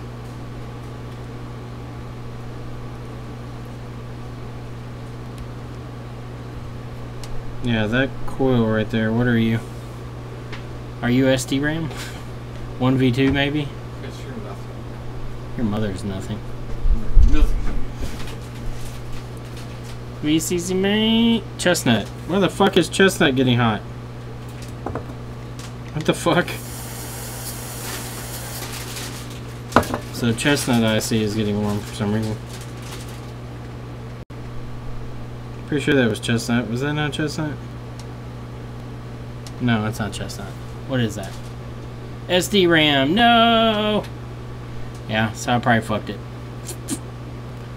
It's the 1v2 SD RAM line that's shorted now. Son of a bitch. Some bitch. Son of a bitch. So, let's see. Womp womp. Hey. My buddy Robert Jesse Hill has like an amp or something like that he brought by for like audio or something.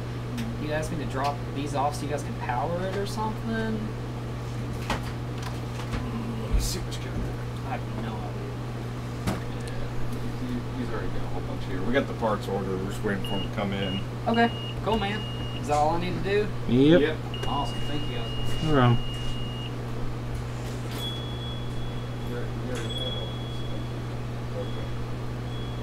What is it? Power adapters, so you can power it, but we don't have speakers to test it with.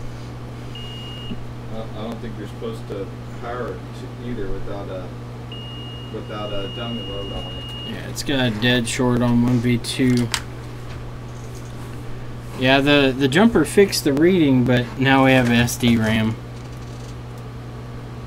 Short. 1v2 SD RAM short.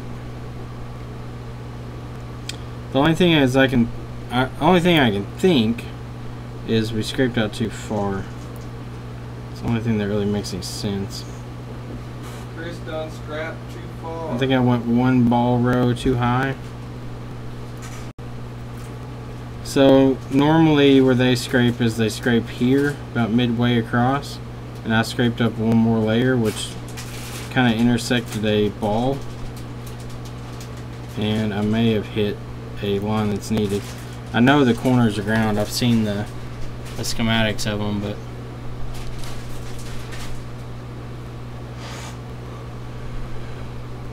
might have hit it. Well, that blows. All that work for nothing. Well, we learned our lesson. Don't scrape up high. Yeah, it's still short. Let's see if we can meter in here and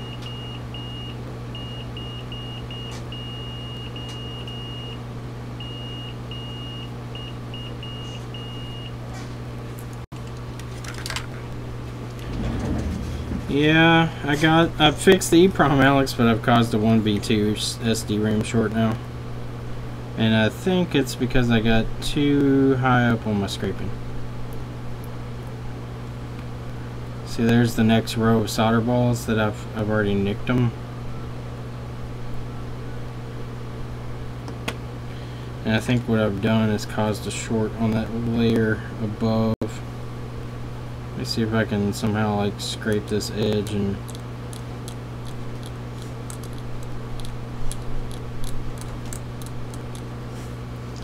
somehow clean it up.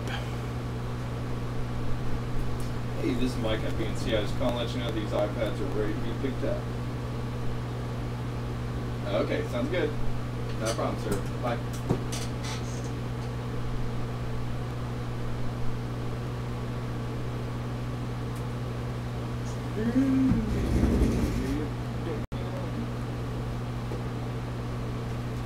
Say it ain't so.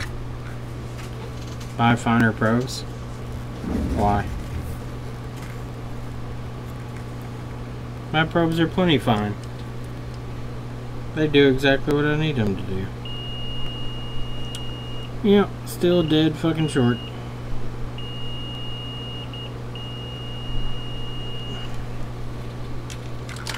Could we be lucky enough that maybe just this cap's bad?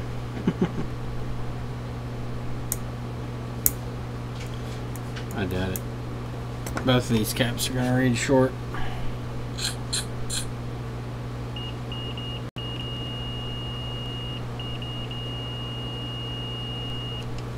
Yep, dead short. Hey, this is Mike at BNC. I was calling Well, damn it. trying to get hold of Bobby Yacht.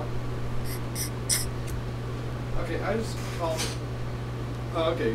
Okay, that's fine. I was just calling about the HP has dropped off here. I was just letting them know that's ready to be picked up. Still getting hot. Still getting hot. Alright, so lesson learned. Don't scrape too high. Fuck. I fixed the problem and now we can't get the fucking thing to boot. That's perfectly fine. I was letting you know it's ready. Alright, bye.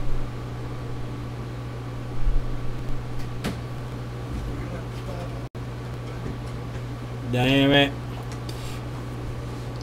Let's see, we can find where that line is down there.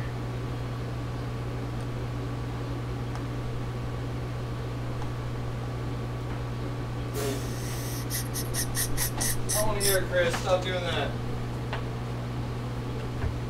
No, you can't reflow this.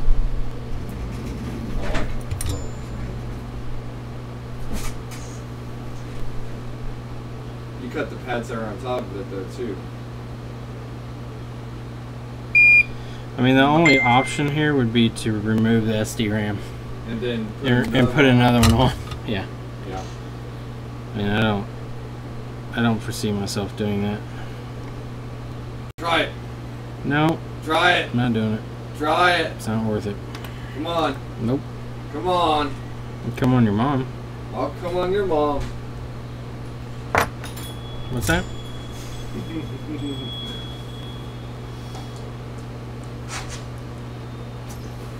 Where did I sit that next?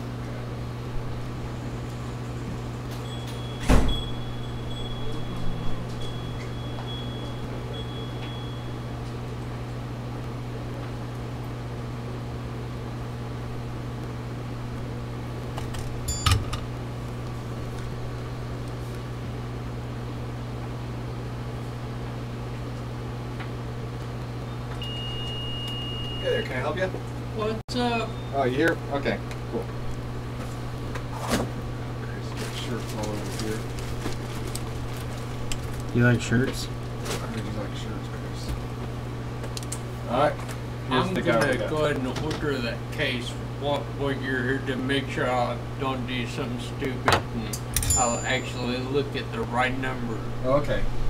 The actual model number is here. I'll just jot it down for you. Okay, great.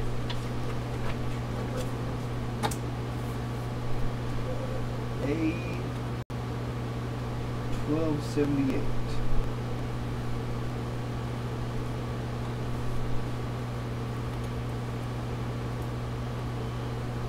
Is there anything I need to know about this computer? Not that I'm aware of. It's got the newest. It should have Sierra on it. If it doesn't, I'll put Sierra on it. Okay. We'll see what it does.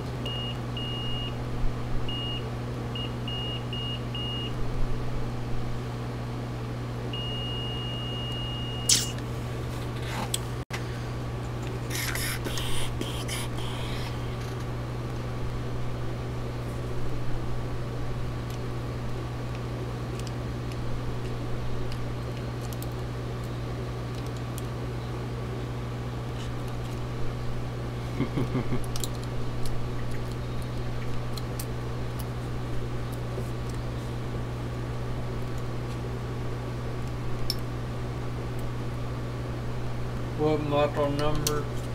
It is It's a voltage rail. A1278. Can I remove? No. I wonder what this. It's got- this one won't work. I don't guess it. Let me see what you got. A12, 86. Probably not. Probably. I'd match up the actual part number exactly right there it is for you. Oh, it's probably not an old MacBook according to. We'll see. It's not. No, it's not. It's not crazy. All I think it's a what is it? 2012. Yeah. Chris? Yeah, it's 2012. I'm trying to get you the newest one in your price range. 1370. 1278. 1278. Yes, sir.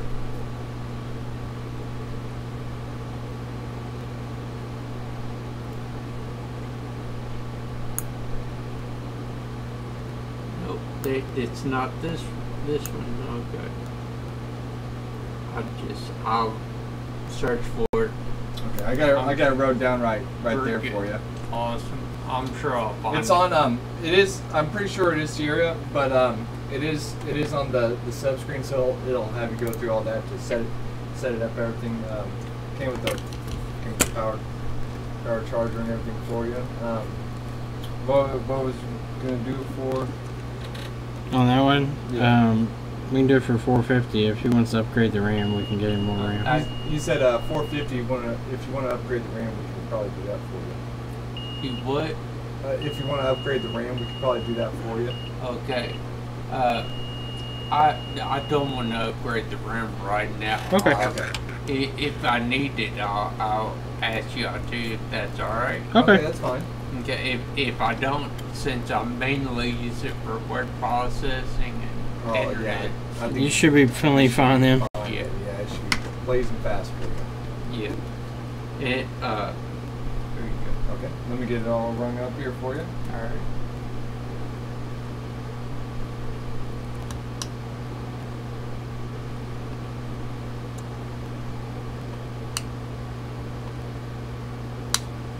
At least your paper there real quick so I can get your name there. Oh Put in there. yeah. Yeah.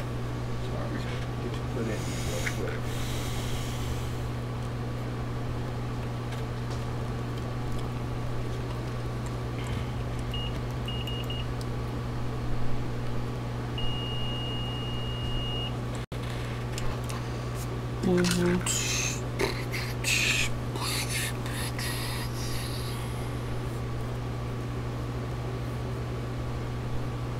Recall CPU. I just do this stuff at home already. It wouldn't have pages on it, would it? Pages. It's like Microsoft Word, but only it's pages. It's the one that the iDevices have. It probably doesn't. We can put Office We on can there put for it. Microsoft Office on there for you. You can see. I mean, help you. But how long do you think that would take? Not very long, about 30 minutes. Which one was it? Was it water damage? Alright, it's the. Would you want to have that put on? I actually have I a just got copy that one at home. apart. I'm Okay. just waiting for It's to have no Chris to take a older look at it. version. Do you know which one But- it is? Okay. It We'll give you guys a call as soon as we get something 2008. figured I out. Okay? bought it in Okay. 2008. No problem. I think we have. What do we have from Mac? The Office. It's actual. I Is forget it what year? 13? No, it's newer than that. Newer than that? 16 or 17 maybe? 16 or 17 months. Here. You want us to put it on there? Not right now. Okay. Yeah. If I think the one I have I'll be able to update it to Oh, whichever- okay. Yeah, I To the think. newest one? Yeah. Okay. I'm just a little pressed for time. is Okay, all. I understand. Okay. Yeah, and your location is. I just work down the street. Oh, okay. So, Where do you work at? At Cumber Little, the Oh, okay. Parks and Rec Center. Yeah. Yeah. Oh, you're not very far you away then. Chris? Yeah. Chris, nice to meet you, That's what Chris. there. Did you get my email about the comic character? I have to Okay. check and see. Well, okay. If I don't check email very often, so. okay. Well, what I'm doing is I'm getting ready to actually have John over Yeah. next door print it for me. Oh, really? Yeah, and there is 1/4 page ad left in this current edition Okay.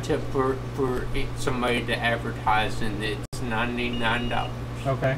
for a 4th page ad. Where do you distribute at? Well, Barnes and Noble is having me nowhere right now. Okay. Nowhere right now. My goal is to give them away if Wow. I get enough financial I understand. interest in it. My goal is just to give them out. Okay. But Barnes and Noble has got me for the 19th Okay. of August, Okay. and for the book signing and book launch, and then the Hot Rods doing the deal with me, and I'm gonna be there the 18th for one of their vendor Yeah, the vendor nights or yeah, whatever. and then the 19th is Faith and Family Night, and they're having me as their speaker. Okay. And then I also have a department within UK Okay. working to deal with me Okay. to make a specially branded edition. Okay. Is there any paperwork you can bring by as far as the advertising spot? Yeah, we've got a computer. Yes, we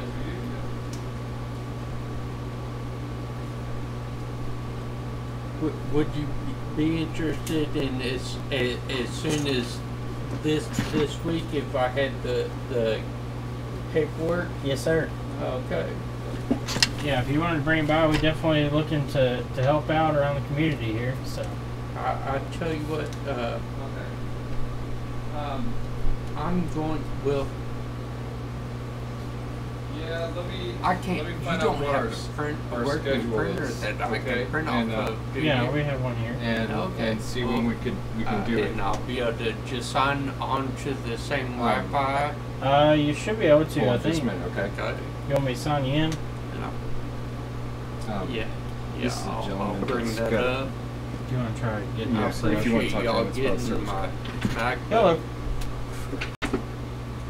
Yes. Yes, sir. Okay, are you paying with the card or are you? Yeah. Okay, all right. Yeah. Okay. And it's going to be Okay. $477 after tax. Did he let you know that? 477. After tax, yeah. Okay. Good enough. Okay.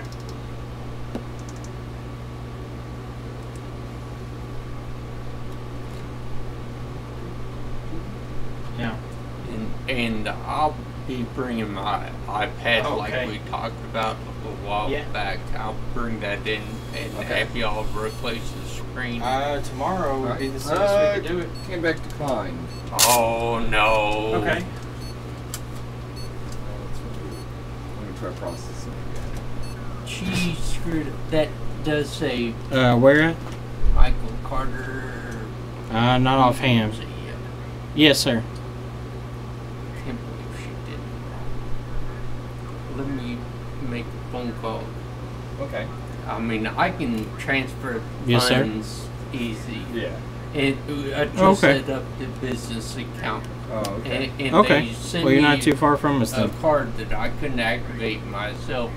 Uh-huh. But I took it into the branch and she We did charge basically $35 to the come same out and then thing I did $35 and per hour. Said, oh, it works. Oh. Apparently. It's just 1 hour minimum. But, Yes, sir. It should be in and installed within the hour. I No problem. need it to show up on that. Bye. If you want, give me a call tomorrow when you're ready for us, and then I'll get your address and drive out there. We open up at 10 a.m. No problem. Bye. Did you get Amazon down? Oh. Do you need me to sign in on the Wi-Fi? In a minute, I will, yeah. I'm sorry. Oh, you're I fine. have to take care of paying y'all first. Oh, that's all right. It's fine.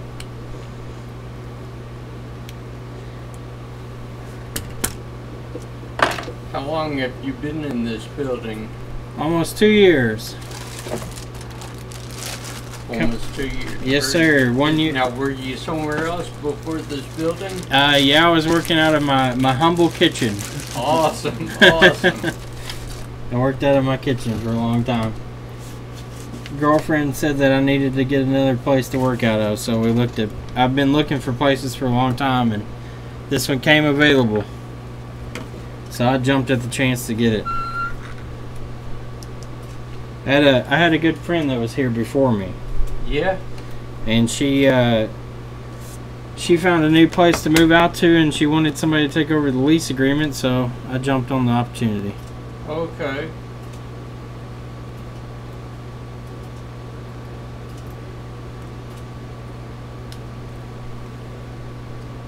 How long you been working on your comic stuff? It's fairly new. In a minute I'll show it to you. Okay. Uh, We have a good friend that's a comic book artist. yeah, John actually did my illustration for Really? for this edition, but I got another one, another guy from Poplar Bluff, Missouri. Yeah. So do you mostly do the writing for them? The writing is me. Yeah. Yeah. It's a disabled superhero, and Yeah. I use my experiences. Well, I mean that's the only thing you can speak from, I guess. Those are the best things to write from, honestly. Personal experience. Yeah.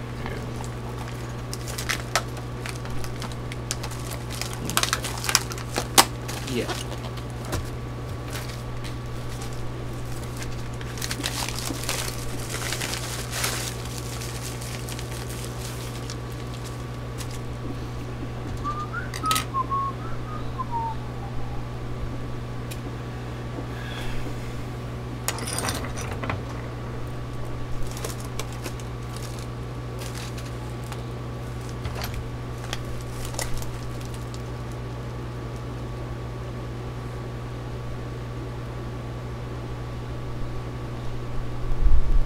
Oh, man.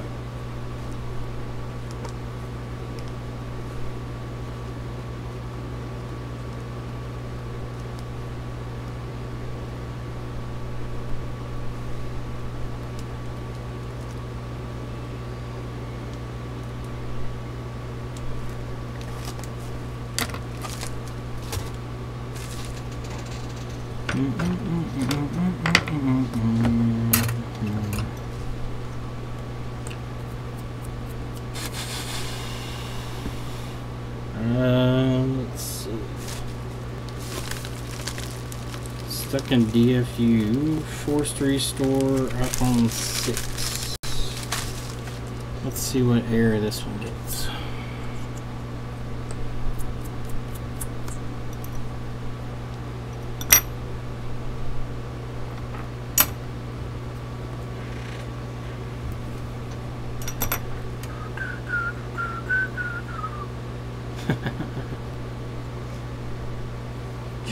Chat saw that you're looking at them.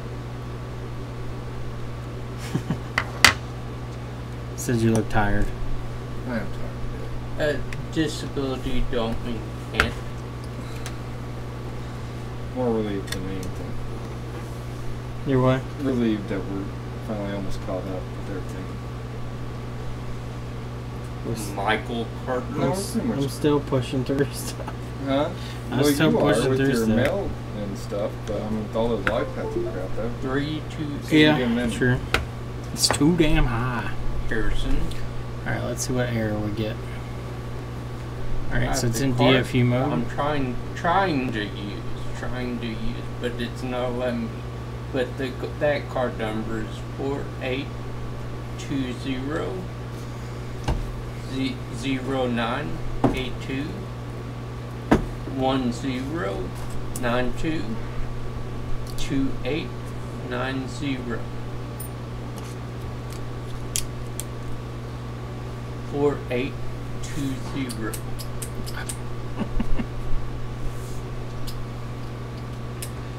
Cut Micah's beard. I don't think that's gonna happen. No, I thought about Correct. shaving all It except for my is mustache. in. Oh God, don't When do I that. received the card, I tried to activate Not it all on of it. I was the gonna keep my phone. mutton Went chops through and the keep my process mustache and just shave this myself part of of doing off. it. Tried my mobile app, activating I was it, gonna keep my and mutton chops that real didn't long. work. And then I called and talked to Rep, and had the Rep.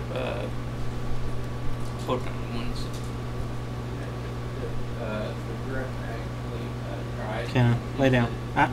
Kenna?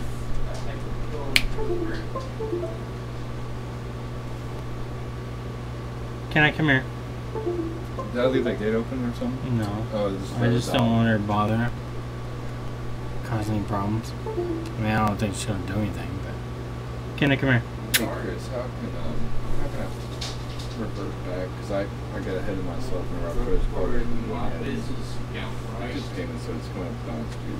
Okay, so that would be. Well, he's gonna pay for it. Yeah. It's fine. Okay, just save it. Okay. Can I come here? All right, sir. Let me get your iPad. Go sit down. Yeah. Yeah, I know. You're excited. Other puppies. I know. Other puppies. Error 40. So it's not seeing the name. There's those, and let me get you one up on the one here. So let's see. I went into the branch and the lady said yesterday it's all good and handed it to me and cut up my temporary card. That's Reball NAND. Yep, pretty much what we're gonna do. awesome.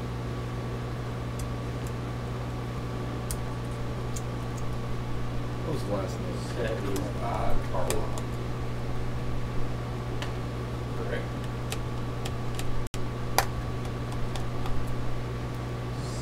721.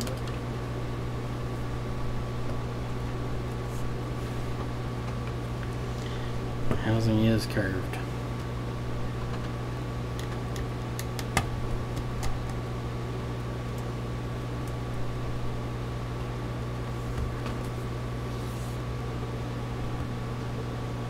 Okay.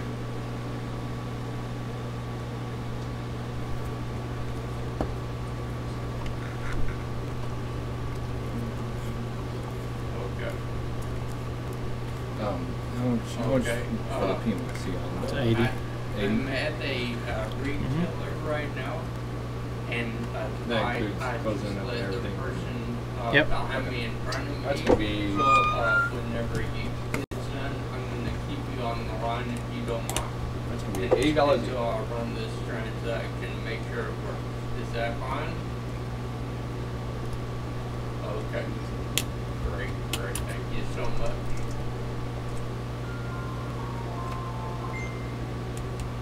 Okay, very good.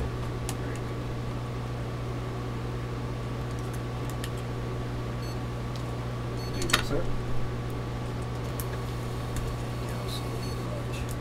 You're welcome, sir. We'll try to avoid breaking even more for a while. I can get you to sign that one right there for me. We tell customers we're not trying to be rude, but we hope we don't see you again. But if we do have to see you, we'll be here.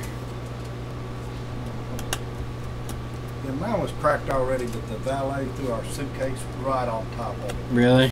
Oh, well, that ended that. I'm just Yeah. waiting for the detailed receipt to print out for you.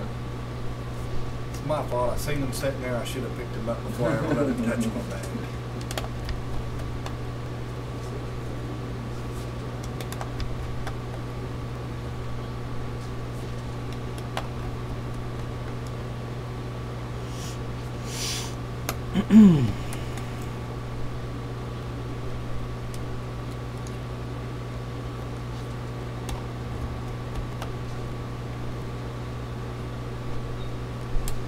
Does it even say it's printing or no? No, I'm canceling out these items.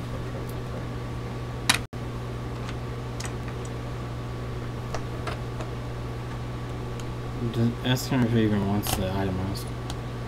Do you need the itemized receipt? No. As long as you're happy, I'm happy. No, that's the one side. Oh, whoops. That's one you need. Thank you. All right. You have a good day, sir. You too. All right. Okay. Let me Should work now. bring yours back up here. All right. Very good. Very good.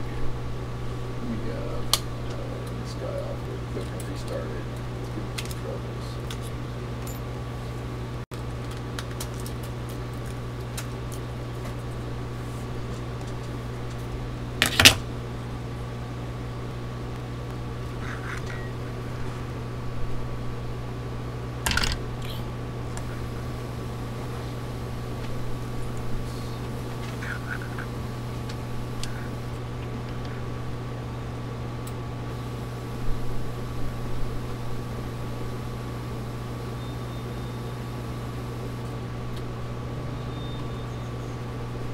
his last name?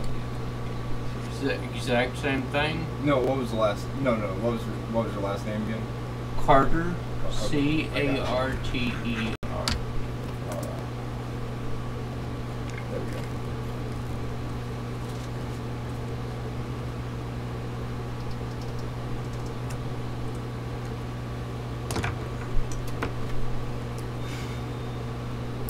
Alright. Let's see. It went through? I think so. Yep. Approved. Okay, thank you very much. Alright, get you to sign this one Sure. here for me? Oh. Yeah, thank you. Take care, bye.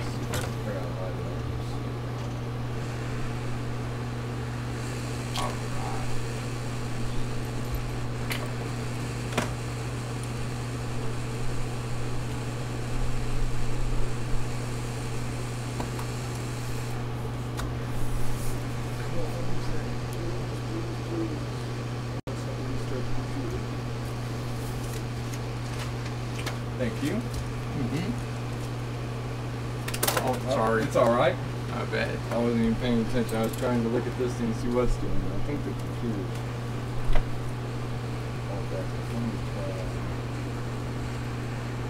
Bring up the settings on here again. Get on that Wi-Fi so I can print. Do you have a minute to look at a YouTube video? Yeah. You can actually pull up my, well, you probably got a screen you can use. Pull up Carter MW. On YouTube? Yeah.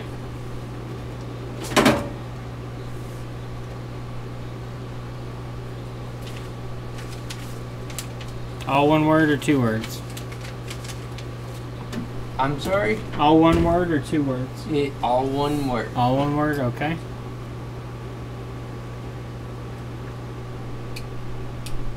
Well, if my computer would stop freezing up. After I log into, well, it'll look better on a bigger screen.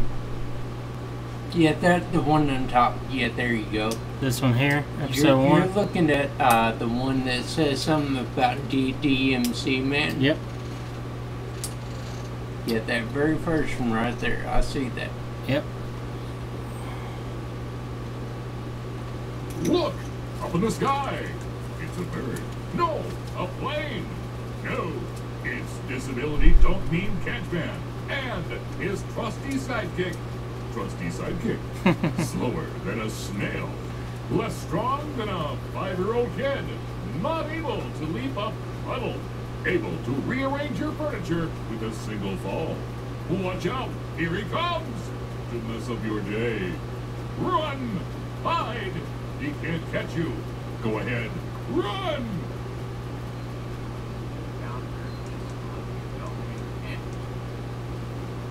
Also, fitness instructor of 15 plus years. What is DMC? I've been part of the disabled community for 37 years. And I'm constantly hearing my disability needs a base or advocate. Well, I created the DMC Man to be just that. Eventually, I hope to hear from others saying that DMC Man is a base for my disability. I created DMC Man to be a base for any disability. DMC Man will have my own unique experiences of dealing with a mobility disorder to guide them along this way. My experience working with John the artist is incredible, absolutely awesome. When I approached John, it's not that when I did DMC Man, it was sort of like a child saying, I want to be an astronaut. But through his illustrations and his narration, They were spot on. So he did all the artwork for you? I'm sorry? John did all the artwork for you? For this episode, Mhm. yeah.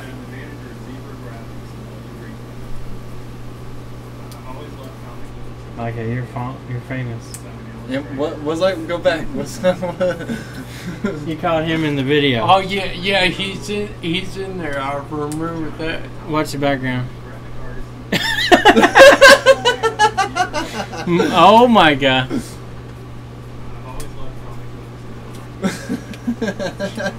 You're gonna make him world famous now. Oh yeah, that's right. That's right. Yeah. Alright, let's see if they'll let me print it out. Right. Come on. Is there any chance that you put me on a different network than the printer's on? Well, the printer is being weirder now. Yeah, it's not letting me print nothing right now. Okay. Then I understand. Well, DDMC man, I hope will be a for what to say what they're going to do. I want them Trying to start the computer. I'm trying to start the printer. their disability. HP printers. Why are you telling me here? Tell me something. I want to see DDMC made comic in gyms, hospitals, doctors' offices, any clinical setting. I also want to see him in retail stores. Print for me. It would have been super awesome if not.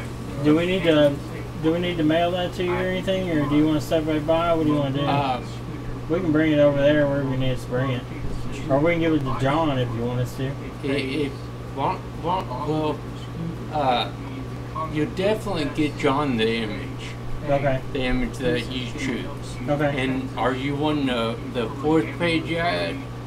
We can see whatever is available. Well, you get with John Okay. and say and ask him what's available and Okay. and he'll Turn around, put it fine. in there and and then after that just call me and say come by and I'll swing by and pick up whatever check that Okay. you have. That'll work.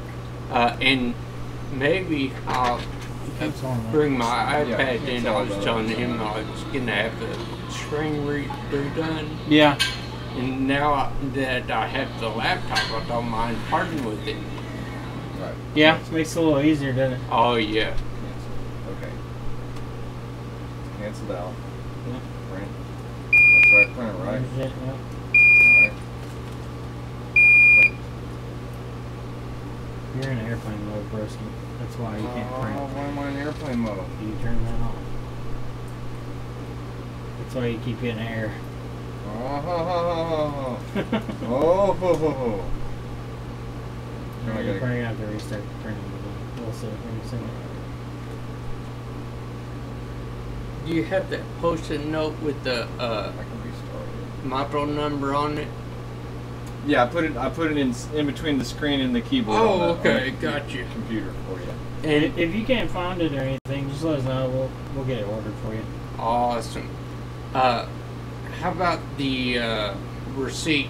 Same thing in the screen, in between the No, screen. he's trying to print it out right now. Yeah, okay. I'm trying to get The printer's not talking to the computer because Oh it's back in no, airplane I mode. hate when that happens. Because you have to be getting something. Oh, I didn't know. Was Oh, see there. Oh. your problem is you need this to have an apple on the back of it. Don't be too cruel to us then. That's right. You're probably gonna have to cancel it. Alright, we'll try that. Cancel. Yes. I don't always put my computer in airplane mode. Chris, you put it in airplane mode. What were you My doing name's putting it in Micah. airplane mode? I was sitting there See if struggling it with does it. now. Planning on taking a flight? Yeah, pretty much. Yeah. Still playing GPS off. Still not.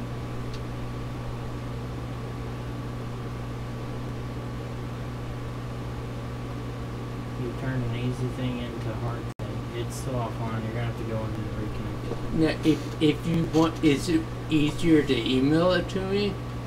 You can.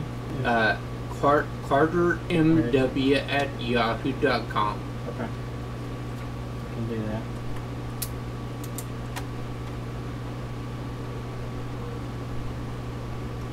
W. Correct. At. Yahoo. Okay. Mail.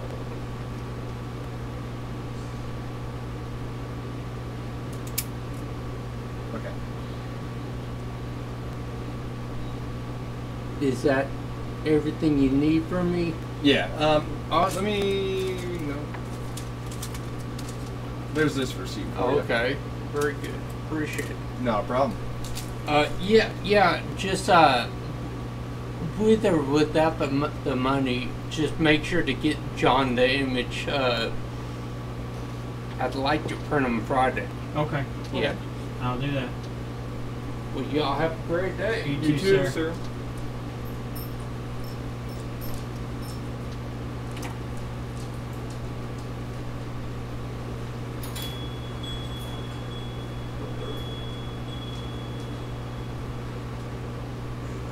Just bring it at the print if it will. Alright. I don't know what the fuck it's doing. Alright, so let's see. This one, sorry the stream's been kind of slow today, but this one was quite bent. It looks like there may be a fracture in the actual NAND there, if you can see it. See the crack there all the way across. So, thank you, Wayne. I can't read it, it's too small. But it looks like the NAND here actually has a physical crack in it. You can see the line all the way across it here. So we're going to have to figure out how we're going to do this. Let me see if the back cover, or the back housing, has the information for it. It's got my IMEI number. Doesn't give me a serial. I do know a way to get the serial, but I don't know that I'll be able to get it right now. Let me see if I can get the NAND off without destroying it, and maybe we can read it. But I highly doubt it, having the physical damage to it. Let me go ahead and swap out. Yeah, hopefully it is the original housing. If not, I think there's a number on the SIM tray. I have to look and see. I think there's a serial number or something on the SIM tray. Yeah, I think that's the serial number there. The F3X530131KLLG16TE. I think that's the actual serial number of the phone. I don't know if I can confirm that though, but at this point this phone's, hopefully the IMEI is right. If it is, we can get the information. If not, this phone's a lost cause, because without the proper information, the phone's not going to restore. The CPU will look at me like, what are you doing?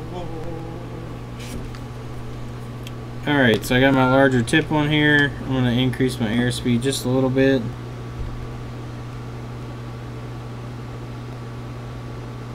We're going to heat this fucker up.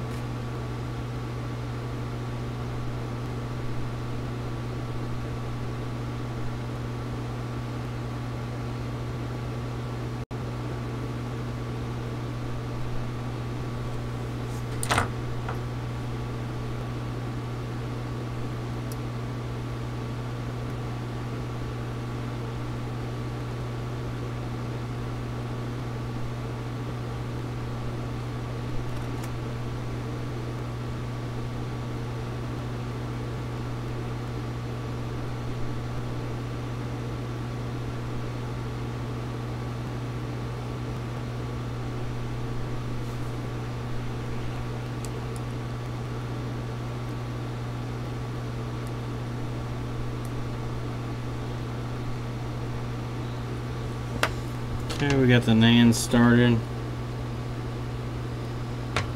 Serial's 12 digits. Okay.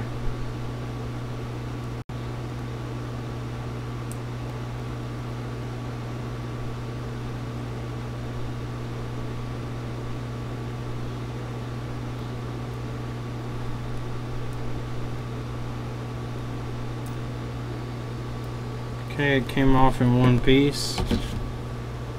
It is missing some coating on the bottom, but that's probably from the fracture from the bend, because it came off pretty clean. A couple dry joints there, but nothing crazy. Yeah, you can see it's physically cracked all the way across the NAND there. Alright, I'm just going to try to get some solder on these pads enough that we can pop it in the Navi Plus and hopefully it'll read. I doubt it though.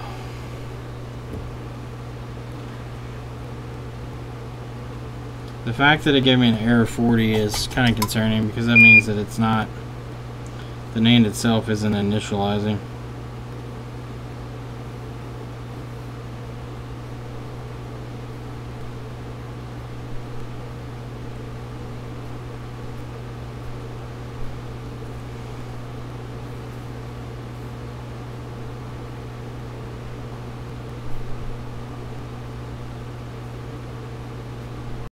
Alright.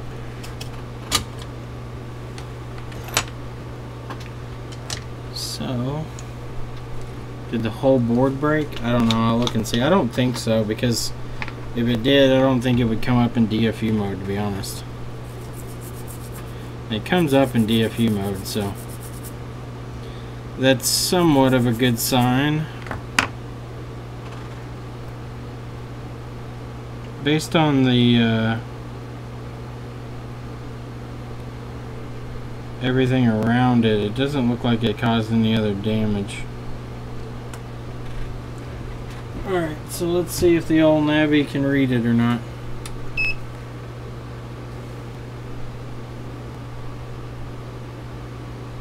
Will the Navi read it?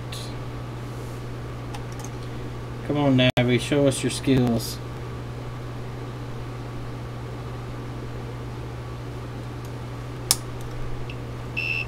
Nope. It fails as soon as you try to read it.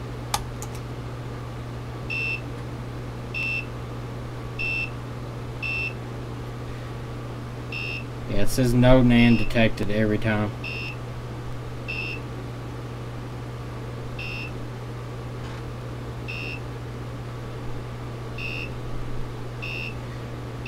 Yeah, NAND's fucked. No, it's definitely the NAND. Wick the NAND. I don't think wicking the NAND's gonna do much for us here. So the NAND is definitely fucked. You can see the physical crack across it. The line comes down right there, and then it runs all the way across the NAND, and then it runs down right here. Yeah, you can really see it when you flex it. See the crack down it right there? That NAND's got a crack. Why is it I don't know, restart the fucking computer or something.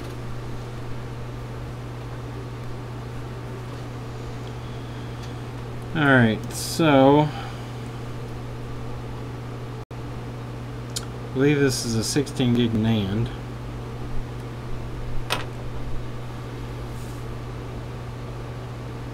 No, you don't have to have the original Wi-Fi MAC address.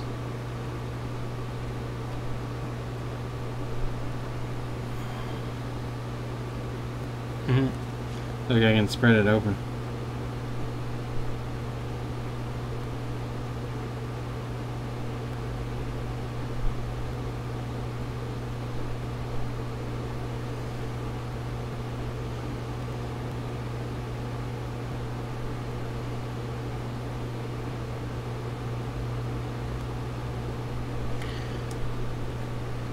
Tired?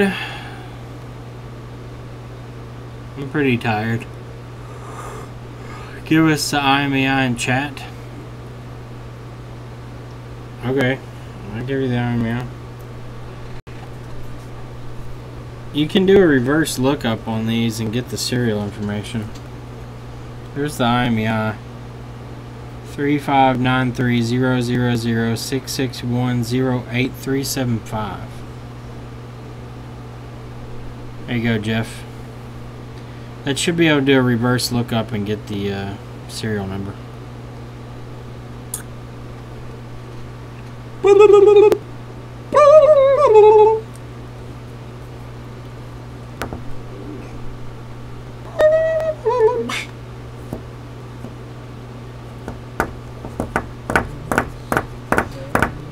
Yep.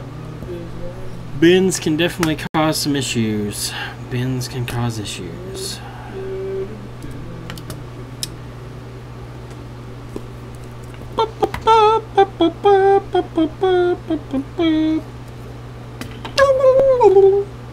Alright, I'll type it in.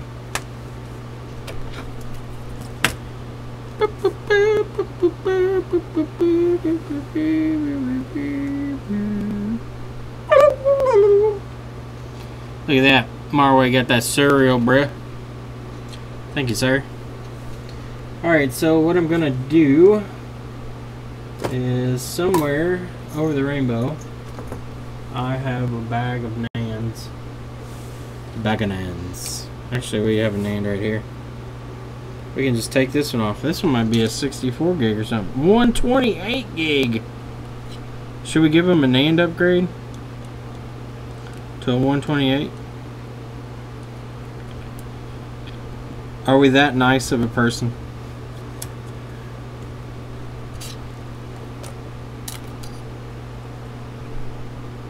Or do we give him the 16 gig? Which one? Everybody's posting the same damn serial number.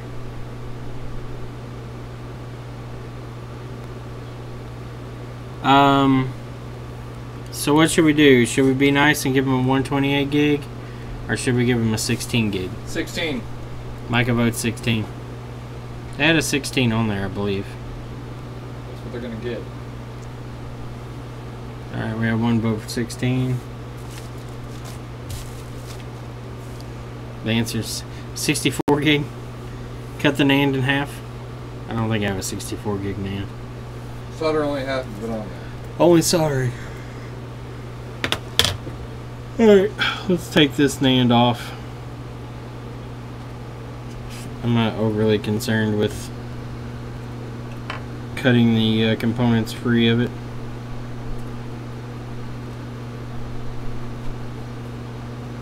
$128 be nice.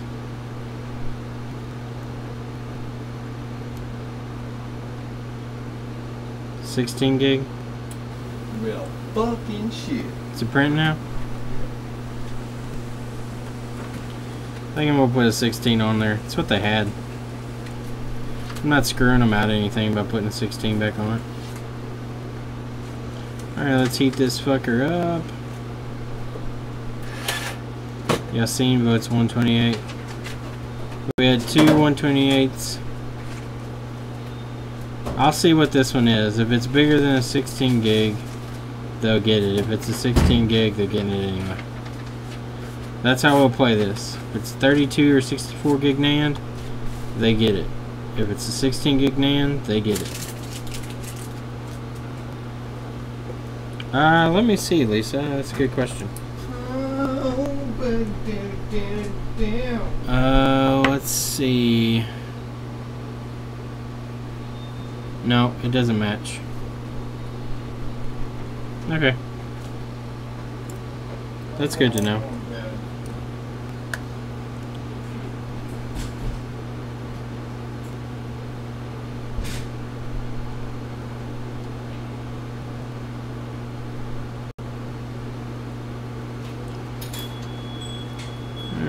So I'm just looking to get this NAND hot enough that I can press it to the side.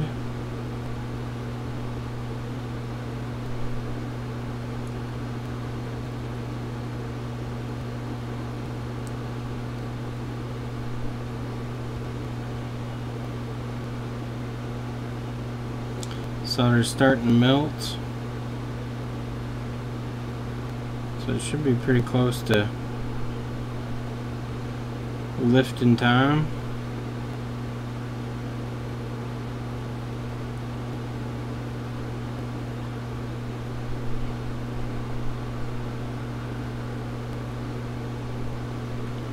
It's close. Not quite yet though. There it goes. Okay, so we got the NAND off without any fuss. No fussy. Fussy, fussy, no fussy.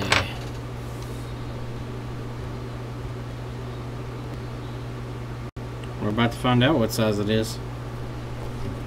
We gonna find out that you gonna learn today.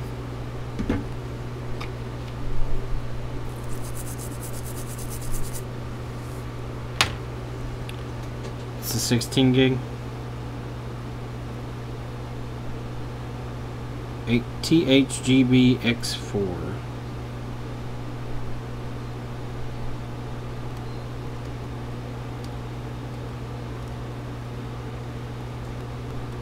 Oh, they gonna get a 128 gig? Shoot. Look at them getting the NAND upgrade. Getting that NAND upgrade.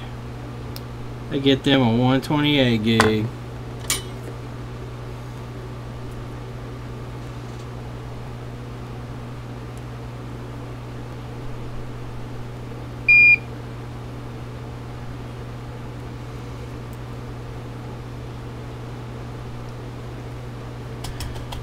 We ain't even gonna charge no money. I surprisingly have a lot of 128 gig NANDs. I was going through the other day and I had like 5 or 6 of them in my parts bag. Yeah, I knew the original was 16 gig.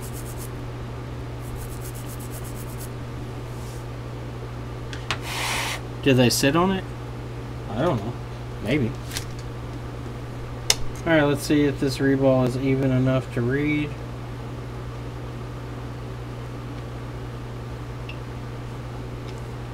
Have to scrape some of the underfill off, that's for sure.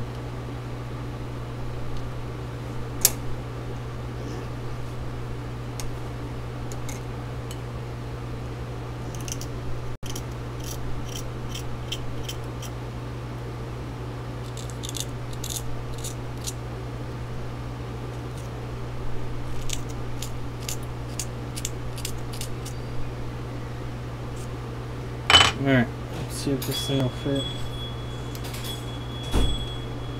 Alright, it's in there. Yep, 128 gig NAND. It's actually bigger than that. So on the Navi Plus, it's actually reading as a 100 and...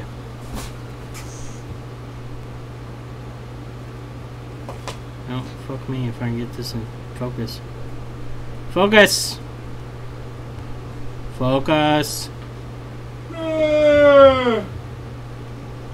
Focus. It won't focus. Focus. It's 138 gig NAND is what it's reading. Or 130, excuse me. There you go. 130.32 gigabytes.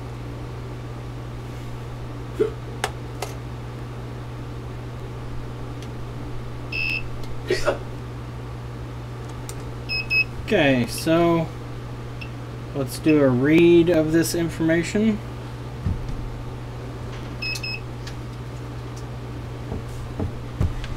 Alright, now we need to do a set. Now we need to delete that information and we need to put in our new serial. So F1 8Q 4DR 9G 5MD. Okay, what is the MD? Is that the region or something? No, the region's over here. What's the fuck is B-A?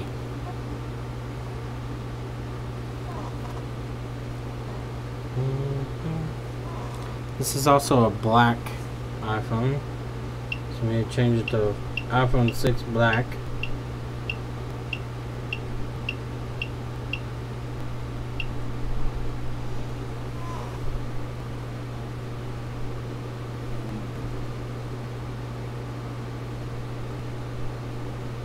Model number, Chris? I can use the model number, I guess, yeah.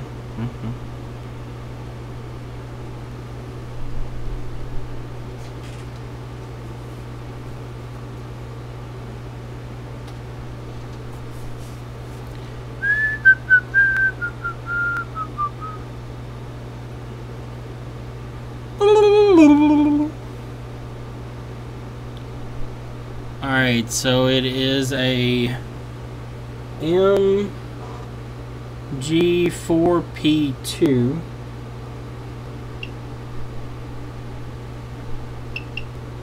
MG4P2 and the region is LL-A LL-A.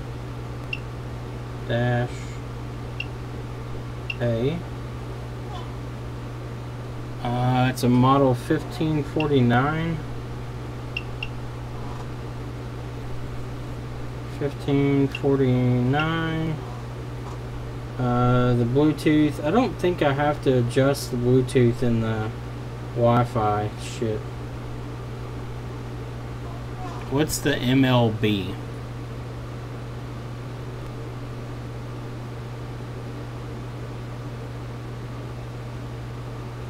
At the bottom of the board here, it has MLB 16B.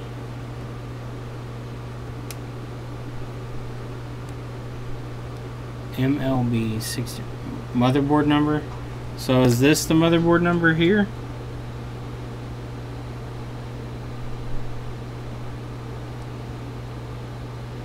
Is that the motherboard number?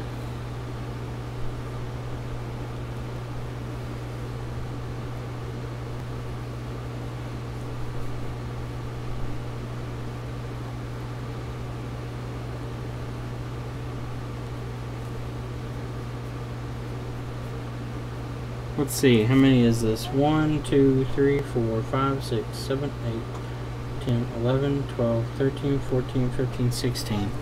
That one's 16 digits, so 1, 2, 3, 4, 5, 6, 7, 8, 10, 11, 12, 13, 14, 15, 16.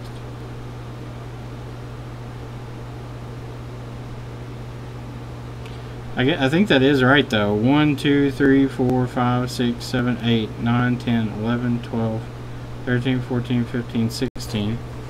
1, 2, 3, 4, 5, 6, 7, 8, 9, 10, 11, 12, 13, 14. Yeah, it's 16 on here too. It may not cause an issue, but I'm just going to put it in for the hell of it.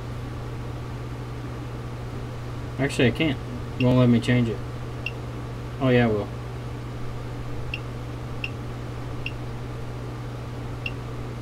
Okay, now we put in the motherboard number. F3 X53 031 KLL G1. Can't read that. 5TE.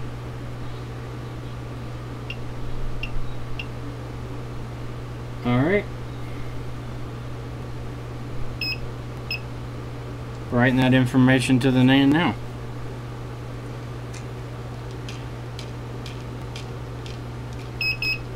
Alright, let's see. Okay, our information is saved now.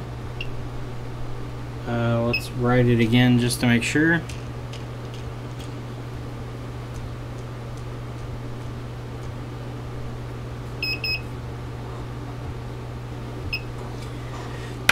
Read the NAND, and then we'll clean up this board and put it back on. Let's see what we get. Hard drive checks out.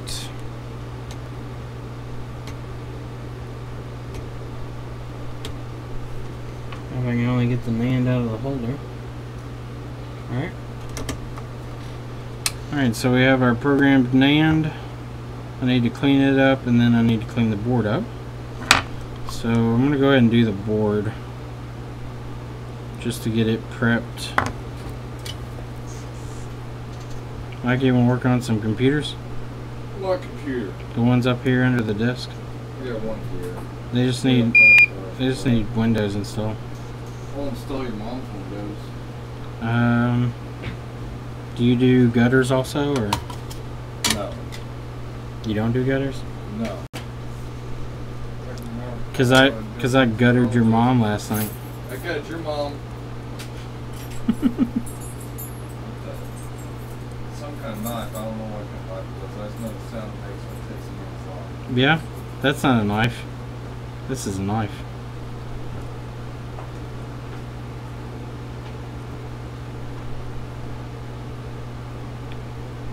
All you gotta do is wick it real good.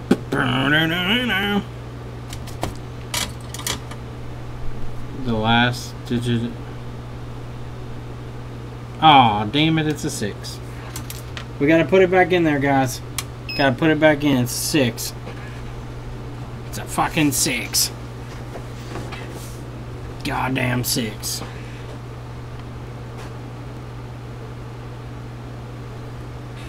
We're putting it back in. It's going back in. It's getting a 6. We're gonna make it right. If we're doing it right, we're doing it right.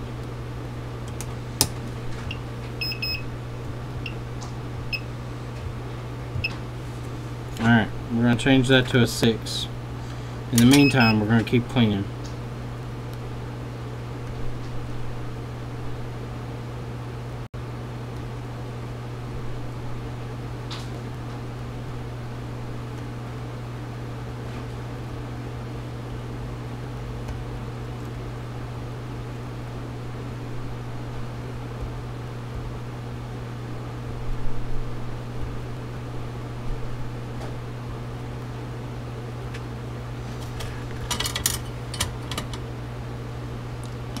.5S distortion mic during calls, baseband or sound IC. It could be transceiver IC. It could be audio IC. If it's only during calls, I would suspect that it's probably the transceiver, but I might have to vice this board up to keep it from moving around on me.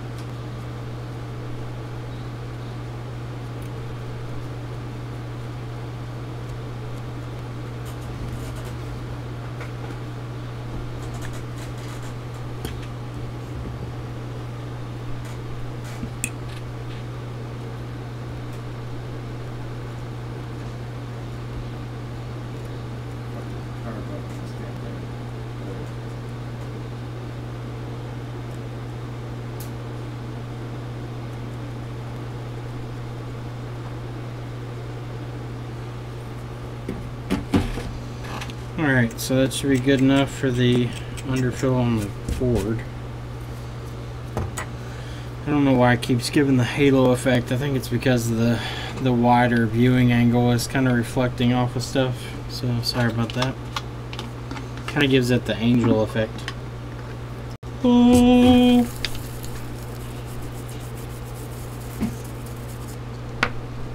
We got a little bit left there we need to get off. Especially around these pads up here towards the top.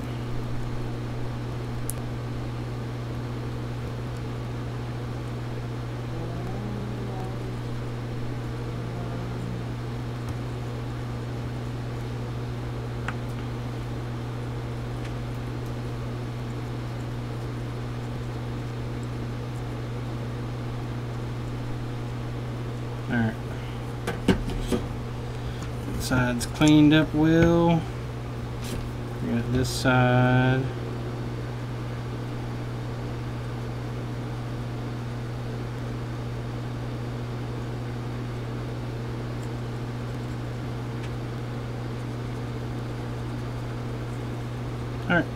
Good enough.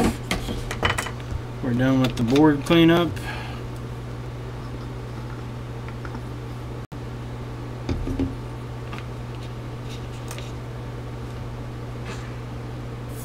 Why I'm worried about the number? I don't know.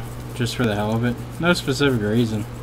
I understand that it's not necessary, but authenticity, man. Authenticity. I know it's not that important, but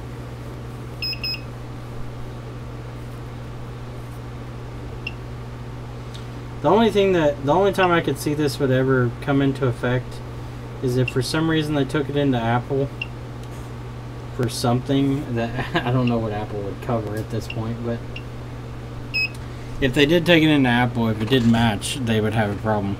Not that I don't think Apple would ever cover anything like this. Not at this point, after being so much fucked with. Alright, so the board's fine. I just reprogrammed it. Whatever. They would laugh at you, that's true. They'd be like, what? No. You take that out of here, sir. Why the fuck do I keep hitting right? I meant to hit read. Chris Long's OCD. I'm OCD about my serial numbers, bro. Don't be fucking with my serial numbers, bro. Alright.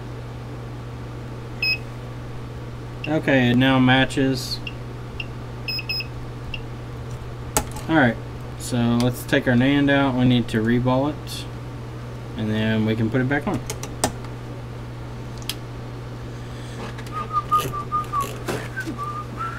Thank you all for helping me out with the serial number. That's awesome.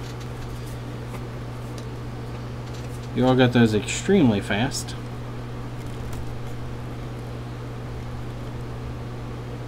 I think this is the first time I've ever ran into the NAND where it was so badly damaged that we had to do something like that.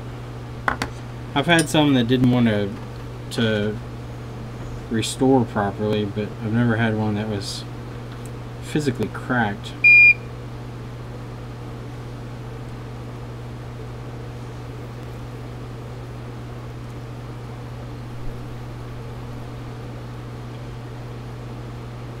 But you wizards with your serial number lookups have saved the day.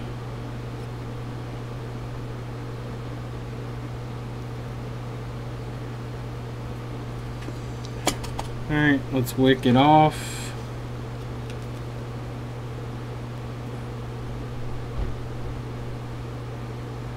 We do have some exposed ground over here that's going to have to be dealt with. If not, it's going to cause us headaches.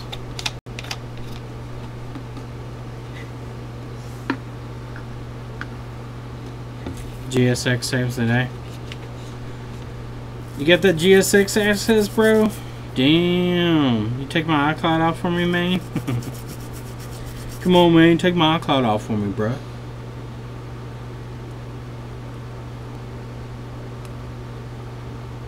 I'm pretty sure that's how they were doing those iPad iCloud removals.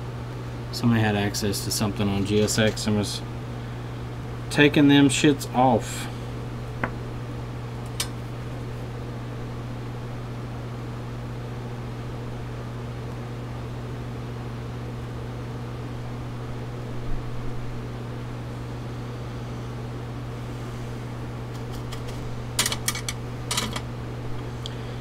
You should be able to find the serial number with the board number only, because from my understanding, Apple can look that stuff up. Like somebody, I think it was Jess that was talking to a guy, and he was like, I'm going to put a different board in this thing and take it back to Apple and get them to exchange it. And they're like, that won't work, because they can just look at the board number and look up and compare it to the IMEI and know if it's correct or not.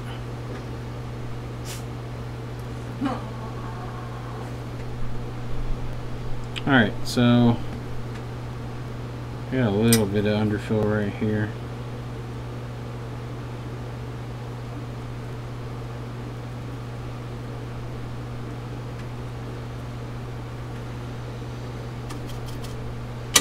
Alright, let's do some underfill. or conformal coating here. Just a little dab will do us. That's all we need.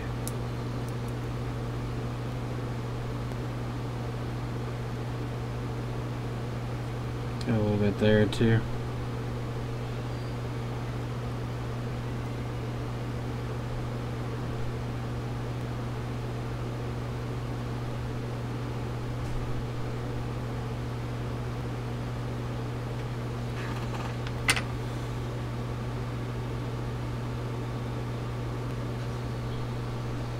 Not iPad. Copper ground plane on the NAND. A guy found an exploit on an iPad Wi-Fi activation. Exploit how? Like a new one or an old one?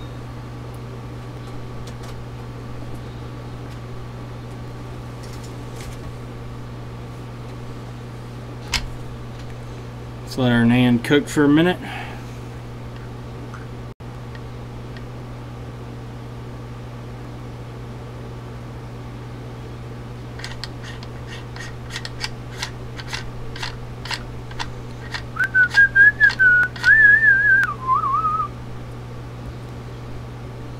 Everybody knows is it's not how you stand by your car, Micah. It's how you race your car. You better learn that. Chris, I'm gonna learn you something. You gonna learn how to fucking install Windows on a goddamn computer back there. How about that option? We got mail-in. As soon as I get these names done, I can knock out a bunch of mail-in shit. It's gonna be tomorrow though, because they're almost done for the day. Anthony's been loading us up with mail-ins.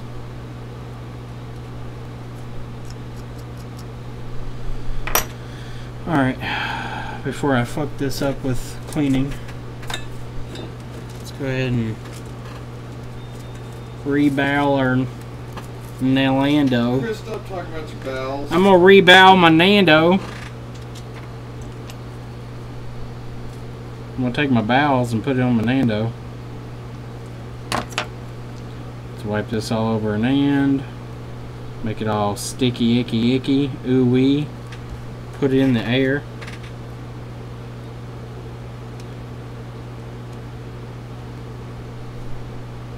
Alrighty. Thank you, Larry Johnson, for the reballing technique for the NAND. You have made my life much easier. That it was Lauren. It was you or Lauren? I think it was you.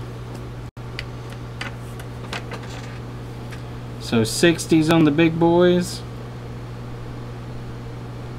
and 45s on the little boys.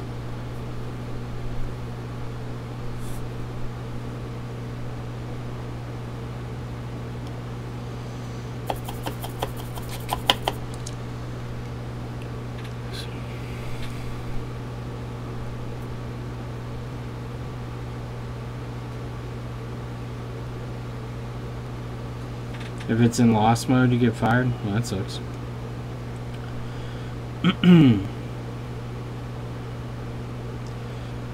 I mean, I understand how the iCloud works.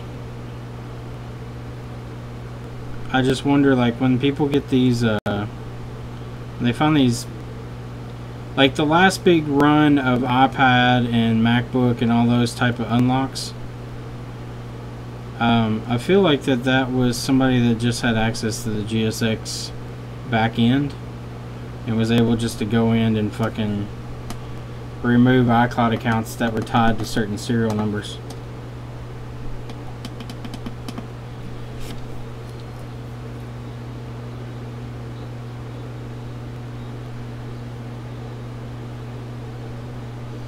Because the tier 4 guys have access to the information that's tied to the phone, I believe, don't they? At least I know they do as far as the carrier locks go. Because I had an iPhone 5S, this has been a few years ago, but I had a 5S that I purchased that was a Bluegrass phone, which is Verizon. And I tried a Bluegrass SIM in it and it wouldn't activate. I tried a Verizon SIM in it and it wouldn't activate. I tried AT&T, T-Mobile, I tried every SIM that we had locally.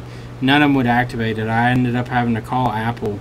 Apple sent it up to tier 4 or wherever the fuck it is, and one of the guys went onto the actual server, I guess the activation server, and looked at how the phone was entered in, like the information, and they had typed in one thing wrong, that instead of the phone being sent back as a Bluegrass phone on the activation server, it was sent back as a like Bell Canada or something phone that wasn't in our region, and that's why I wouldn't activate. So they actually had to go in and change it on the activation server, and once they did, I popped in the SIM card and it worked. So anytime I see exploits like that, I assume that somebody just has access to that information. You got access to your mom. I don't think you have access to my mom.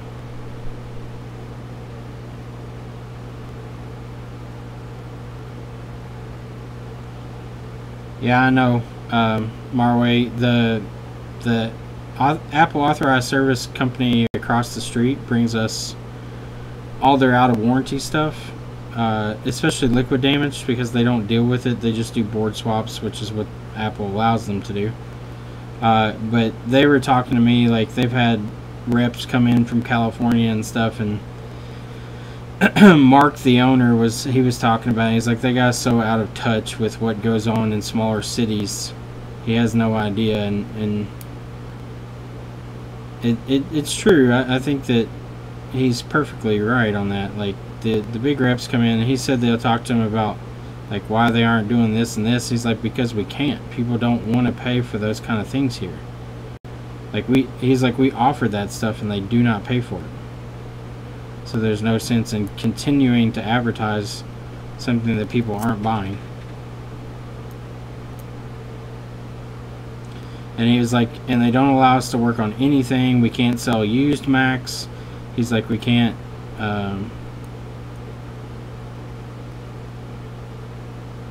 offer to fix anything outside of computers. He's like, if we do that, we lose our license. They'll sue the shit out of us.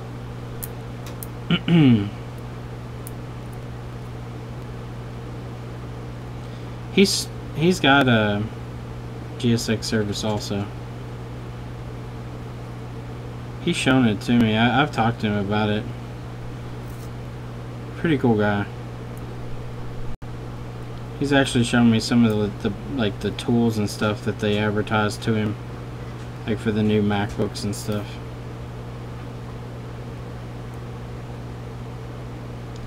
Supposedly there's some $300 tool that looks like it was made in somebody's garage that he showed me. It's pretty funny.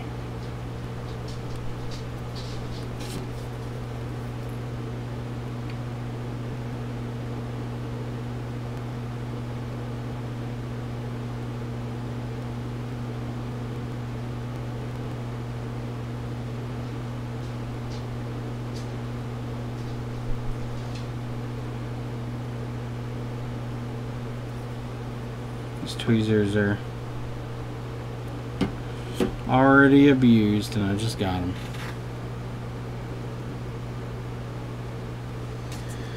Alright, so we got our reball done. Network unlocking is free. We just have a secure pin for each device that gets injected and removes the network activation policy. That's cool.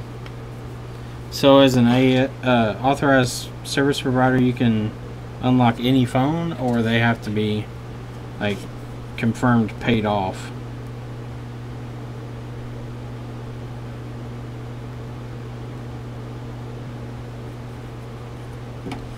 Alright, so our NAND is reballed. We're going to take it, let it cool for a second. Lisa, on the NAND, it's really important to have a consistent reball so that when it sits down, all the pads connect. I've had problems in the past with the NAND not sitting level enough, and it won't restore because of it. So ever since I've gone to pre-made balls, that issue has pretty much gone away.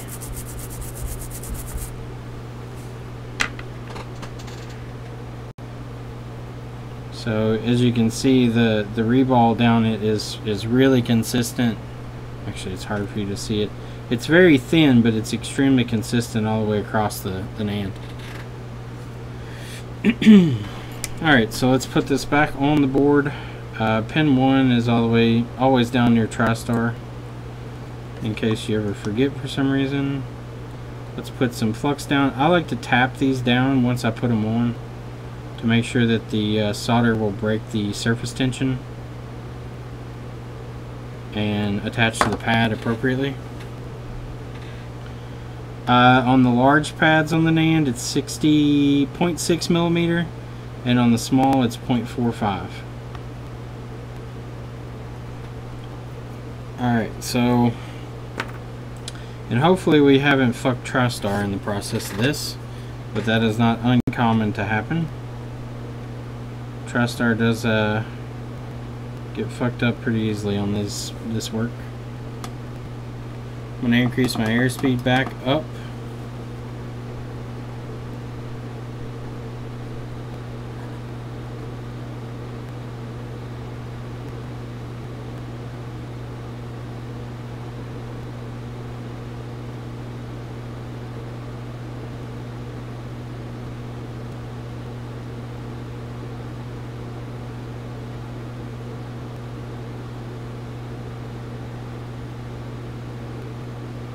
Okay, we're going to wait for the NAND to shift. It's starting to shift. There it goes. I'm going to give it a little tap down just to make sure.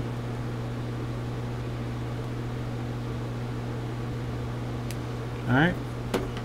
Let it cool.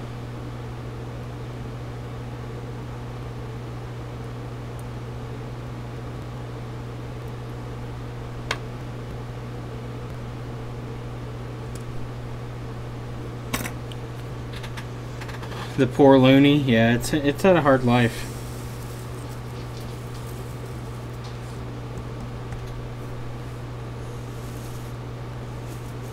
Oh shit.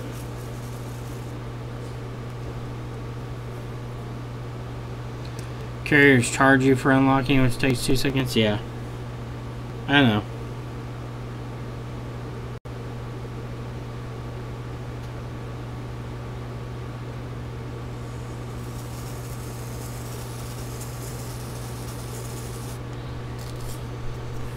Alright, so it's cooled off now. Now we test and see if TriStar's fucked up from the heat, which is not uncommon.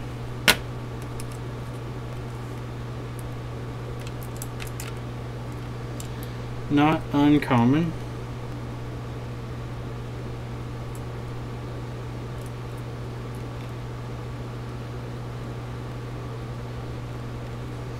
Actually, this was a white iPhone. I think I put it in as a black iPhone. Oh well, now they're gonna have a black phone. No, it's black. Is it? No, it's white. They got a bigger NAND. I mean, look, you can't ask for everything. I thought it was black, but actually I had the wrong screen sitting over here. I had a black screen sitting over here and I looked at it and thought it was black, but it's actually a white phone. Alright, so the phone is in DFU mode and is working. So nobody tell them that their phone has got the wrong color screen when it boots up. It's 100% not my fault. Alright, so let's restore this phone.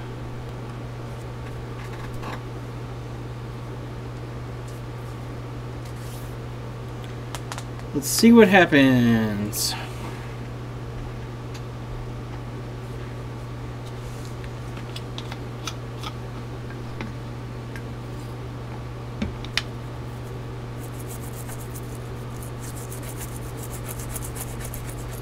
Let's clean this loony off. It's had a hard life. Hard life loony. You installing OSs back there? Yeah, all of them? Cool.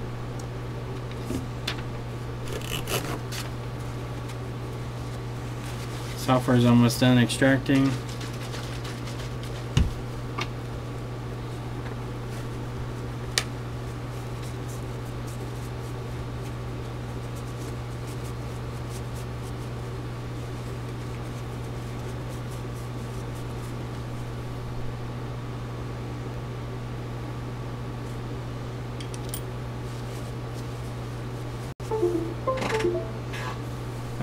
Waiting for iPhone.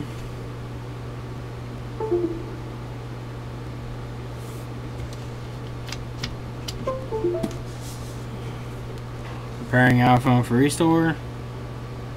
Should kick out again. That should come back on again.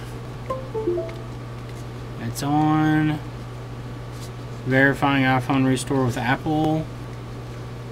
Verifying iPhone restore. No, it's past the point that it would give me error 40, I think. I would think it would have already given me the error 40 at this point. Let's see if it restores.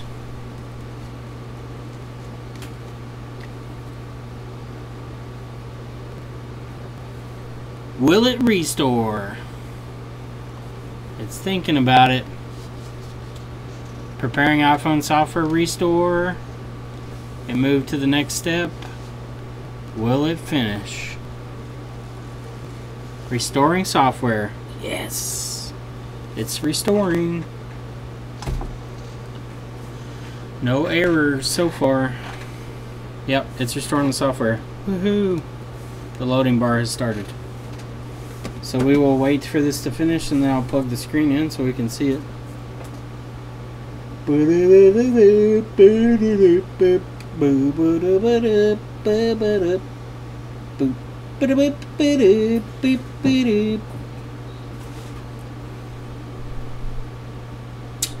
Thank you, Larry. Watch this. Have you ever seen this before? It's a space shuttle launch from Micah.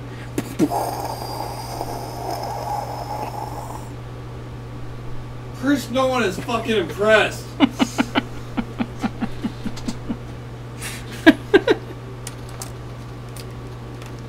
No activation issues now? It might have activation issues because I told it's a black phone instead of a white phone. You're black.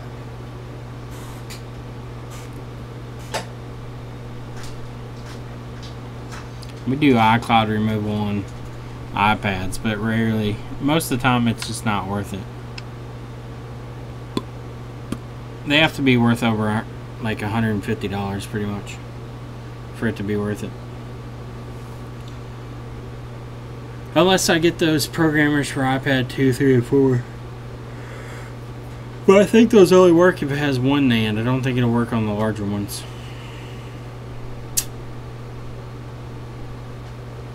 Restoring iPhone software.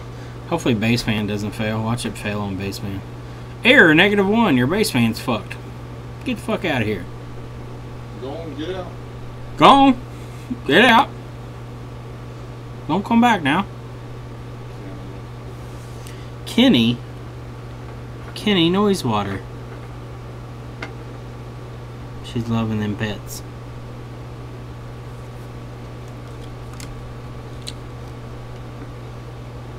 Kenna's getting her pets back there. Kenna Cam. You flipping her ears inside out?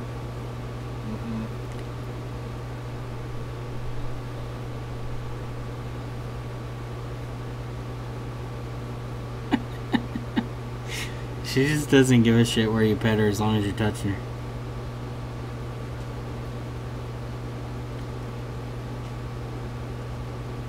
Man, that's fun. Watching the check disc screen. It's a whole bunch of fun you got going on there, sir.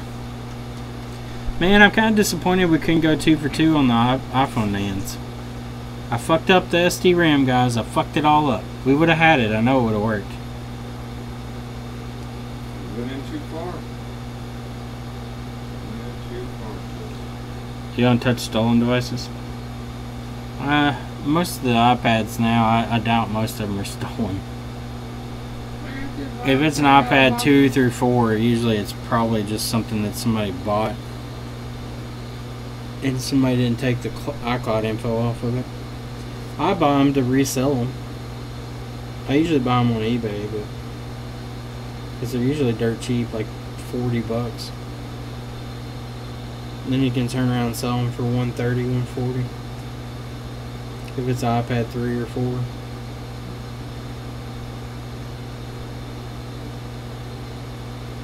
Kenna's on pet cam. Pet cam for Kenna.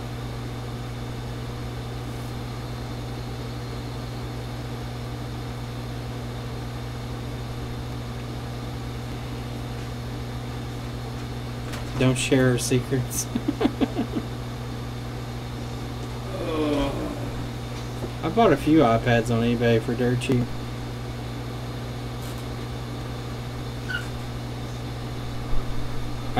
This weekend I'm probably gonna buy some MacBooks on eBay. So if y'all don't mind bumping the prices up for me, I appreciate it. Keep those prices low. That's the only thing I hate. Like I always snipe bid. I always wait to the last second. And people get in fucking bidding wars like 10 hours before the thing's gonna end and run the fucking price up.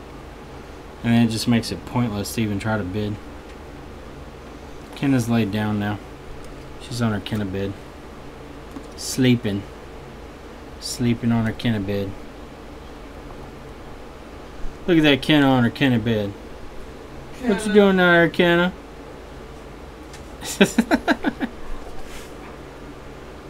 Kenna, you keep coming over here to tell the people on YouTube what's up. Yeah, I unwatch those immediately. Oh yeah, there's quite a few people on eBay that don't pay. I used to sell a lot on eBay, and we had so much problem with it. We changed the auction in the description. It said if they do not message, if they have less than like 5 feedback, if they don't message before bidding, we just remove their bid. That got rid of like 99% of the bullshit where people would bid and then not pay. Like that happened like 6 or 7 times in a row, and after that I got fucking tired of it. My camera froze up. Why you froze up, camera? Why you be all frizzed? It's stuck on stupid face. There we go. Now we're back. Does eBay let you do that? Yes, they allow you to remove bids. It's an option. If you go in and look at the bidding, you can remove bids from there. Phone has been restored to factory settings. So I'm gonna let it finish up. I'm gonna power it off after it's recognized in. No, Chris, what?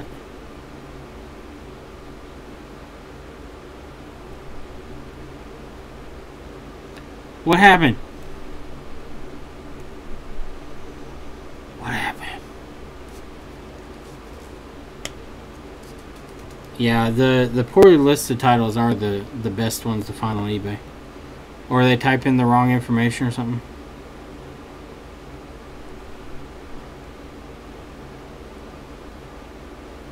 Removing a bid because the low feedback is against their policy? Well, I don't give a shit. I do it anyway. I've done it a bunch. I put it in the description that they have to message me before bidding. If they don't do it, I don't give a fuck. They're not going to pay anyway. Their accounts get deleted. Like, it literally happened like 6 times in a row, and I got tired of it. Because I kept having to fight with eBay to get my fucking fees back, and it took like 3 weeks.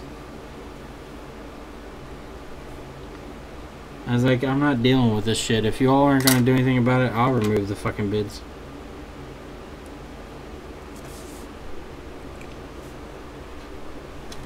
It gets old really fast.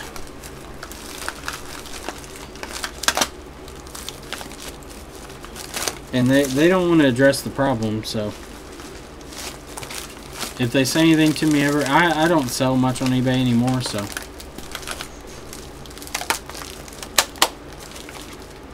I'm not registered as a business. I just have mine as a personal account. I think the battery's dead on this one because it hasn't come back on yet, so it's probably charging.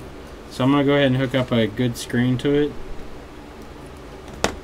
And I'm going to plug in a charged battery and then turn it on.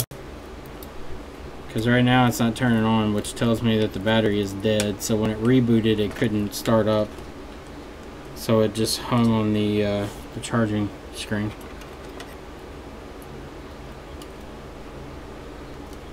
if eBay cared about like the bidding experience and for the sellers as much as they do for the buyers, then it would be a much better place. But eBay does not give a fuck about the seller pretty much. Like, I've gotten fucked over so many fucking times as a seller because the buyer can pretty much just say whatever the fuck they want. Like, I had one, and I stopped selling to Russia because of it, and not, I mean, just because I got screwed over so many times, and Ukraine. I had several that I sent to Russia and the Ukraine, and then one guy tried to say, I got screwed over 3 times. One time I got my money back, which was like $500. This was back when iPhone 5 sold for $500 on eBay. And he said that he got the phone, it was water damaged. I was like, no, it's not water damaged. I checked that phone before it left. He's like, well, it's water damaged. And he's like, I want my money back. I was like, no, I'm not giving your money back. So I was like, can you send me photos of the water damage? He's like, yeah, I can send them to you. So he sends me photos of this water damage on this phone. Like, it's bad. Like, really bad corrosion. I was like, dude, if that phone was that water damaged when I sent it out, there's no way in hell it would have worked. I was like, I opened that phone up. There was no signs of water in it. I was like, and if it was that bad, I would have seen it before it left here. So he's sitting here arguing with me, saying that I sold him a bad phone. I was like, dude, I'm not doing this bullshit. I was like, just file a case with PayPal if you have a problem with it. So he filed a PayPal case, and I was like, I wrote PayPal, and I was like, for all I know, this guy has taken this board somewhere, which it most likely is. He's taken it to somebody that either he knows or something like that, and he's had them take photos of a board that's fucking badly damaged and doesn't turn on and is trying to fucking screw me out of money. Why the fuck is this not plugging in? God damn it. Is this a 6? This is a 6. Let me fucking get my power supply hookups. But,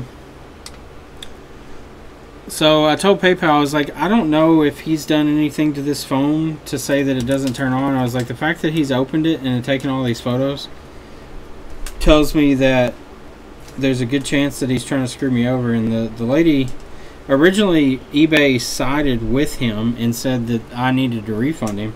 So I immediately called eBay and I talked to one of the customer reps. I was like, I'm not giving this guy a refund. I was like, he's obviously taken the phone apart and is showing photos of what could be any phone.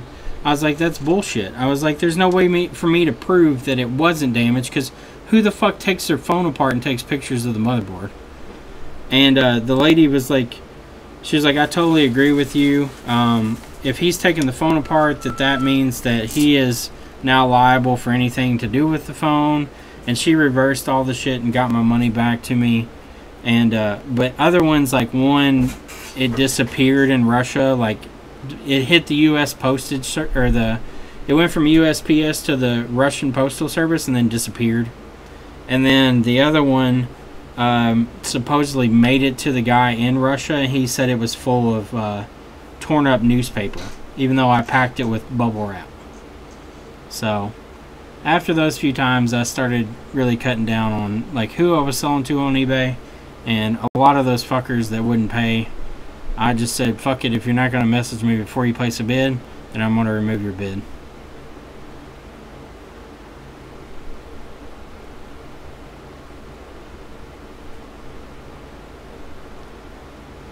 Damn, I think we're going to get paid this weekend. What do you mean? Play the festival. Oh. Marway, yeah, like, whenever I told people I would ship to Russia, it was under one condition, and that was if we paid for first class postage that was like 3-day shipping, that required tracking and sign off at every stop, and required signatures on receival, and it required a signature return to me, and it was like $60 shipping. That was the only way I would ship to Russia. And after I started doing that, I never had a problem out of it again. And they offered insurance and everything on them. Alright, so why don't you just be loose as fuck, bro? Alright, so we got our phone here. We're at the setup screen. We're going to run through here real quick. I'm sure it has an iCloud lock on it. Let me put in my passcode for the Wi-Fi.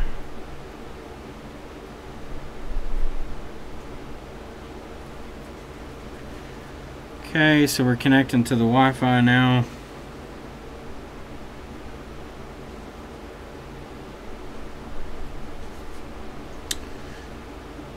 It has no SIM in it, so it's gonna bitch. You're gonna bitch. You're gonna say there's no SIM. Bitch, bitch, bitch, bitch, bitch. Let's put a SIM card in you. No SIM. Please try again. Thanks. Thanks for letting me know. Yeah, I only bid in the last fucking 10 seconds. Actually, 6 seconds is about how fast my browser will reset. SIM not supported, okay? Let's see, are you a Verizon SIM? Do you have Verizon service? I think I have one of each. I think I have Verizon. Alright, Chris, I think I'm gonna head out. Head out like a fetus? Mm-hmm. Head first. Head first, heading out like a fetus. What'd you work on? Nothing. iPhone 6 screen, iPad mini assembly, and trackpad. Alright, take 45 out. Alright, so it's not Verizon.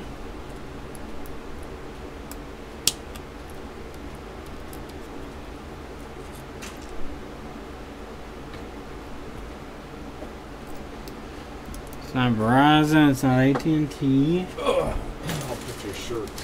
I think this is a T-Mobile SIM. Share it, aim with your damn thing. Uh-oh. What'd you drop? Thanks. You're welcome. I was putting your shirts up.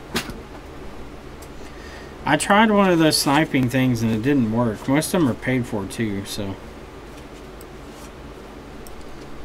It's not T-Mobile.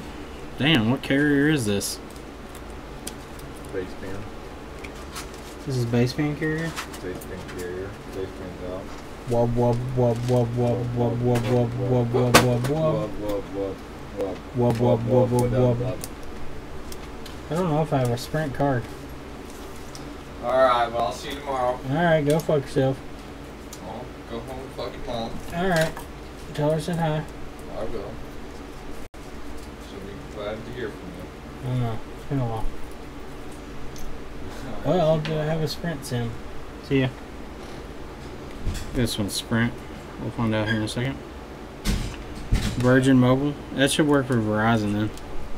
Verizon should activate it if it's a Virgin Mobile SIM. We're gonna lock the door or just leave it unlocked? Leave it unlocked. I'm about to leave.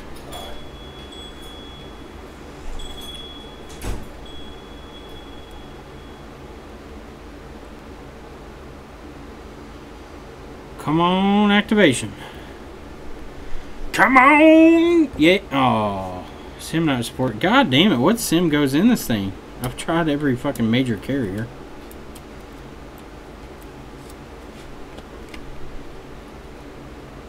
I don't have any other SIM cards. I can't activate it. Well, whatever. It's restored. Fuck it. I don't care. I don't care. So this one is a win. Woohoo. I'm going to go ahead and power it off.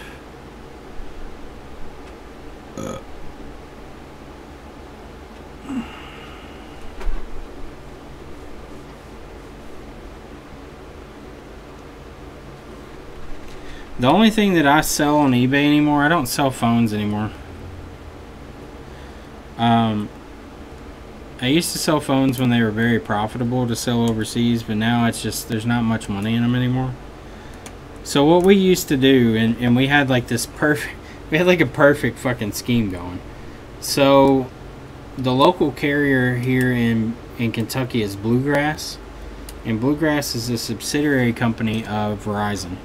Bluegrass is its own company, but they signed an agreement with Verizon to allow Verizon to use their cell network. In exchange, Bluegrass could use Verizon's network.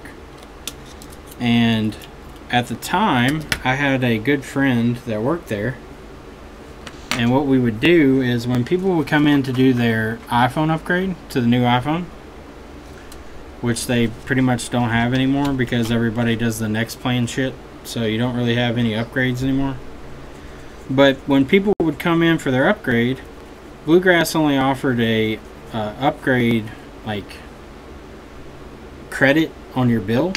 So the credit on the bill was $100. So they would give them $100 either towards the phone or on their bill, so they didn't have to pay for their service. So what we would do when they came in is we would offer them $150 cash for their phone, and most people would take the cash because they were more interested in that than they really cared about the phone and stuff. So we would buy all these iPhone 5, 5S, 5C phones when they were still brand new pretty much. When the 5S, or when the 6 came out, everybody was upgrading from the 5S. The 5S's were selling at the time about $400 to $500 depending on the size. And since these phones were Bluegrass and they were a Verizon subsidiary, they were unlocked. They would work on any GSM carrier. So what we would do is just buy a bunch of them at $150 a pop. We buy like $800 in phones a day, sometimes more, depending on what kind of pricing people would do. We would offer them $100 cash, see if they would take it. If not, we would bump it up to $150, $125, and then $150. And people usually took it at $125 or $150. But we would get these phones with the box and everything, charger and all, and we'd spend the most we spent in a day, I think, was like $2,200 or something like on phones. But then turn around and sell them that we bought them for $150. Turn around and sell them for $400 or $500 a pop, like instantly. So, like, it was a great racket that we had going on at the time. But no longer is that available. I mean, there was a weekend I think we sold $6,000 in iPhones on eBay.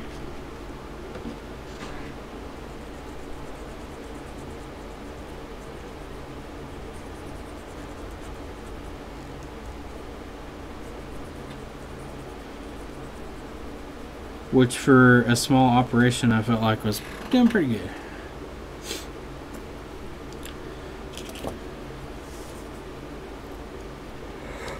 Alright, I'll put those screws back in this one, then I'm gonna go home. I'm tired. I'm dragging ass today. I had to go on a service call today. I got one tomorrow too. We gotta work on somebody's server. He took it to Best Buy, and Best Buy told him they could put this sound card in his server that he wanted. It's 13%. 13% was the eBay fees. You paid 10% from eBay and 3% from PayPal at the time. It may have gone up, but it was 13 at the time. And we calculated that in our cost.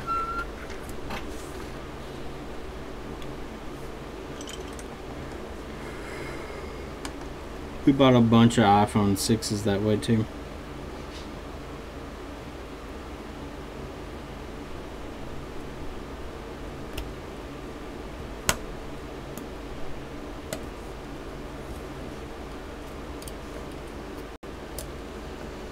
It's funny how much eBay has gone up on their fees. They used to be much lower. Now they've gone up quite a bit.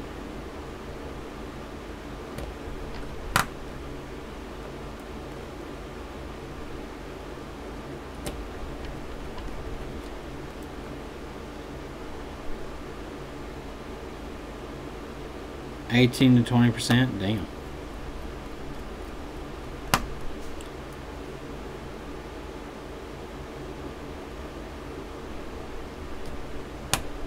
I'm ready for bed too. Fuck. Sleepy as shit.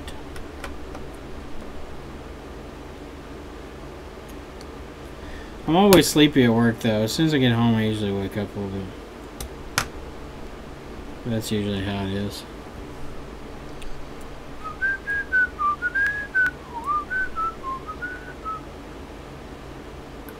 How's everybody else's day been? Larry, how you been? I haven't talked to you in a while. You doing good? Gouda? Did you ever figure out what you were doing? Were you going to end up moving some business out, or what was going on? How's business going for you? Are you still backed up?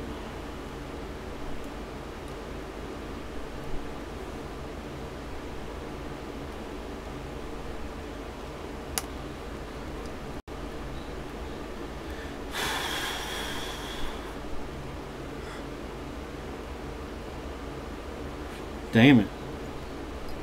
Sounds like eBay's gently fucking you while telling you you're getting a discount. Like caressing your ass and then fucking ramming it in.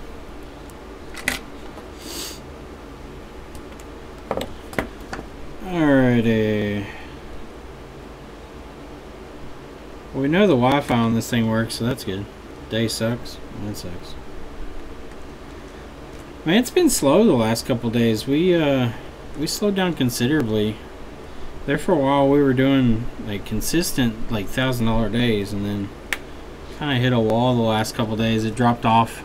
We're doing about what we did last year,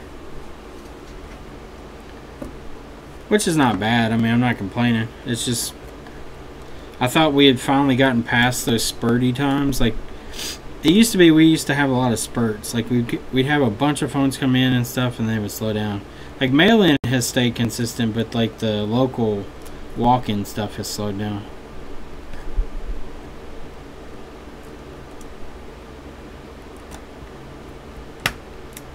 Kissing the starfish.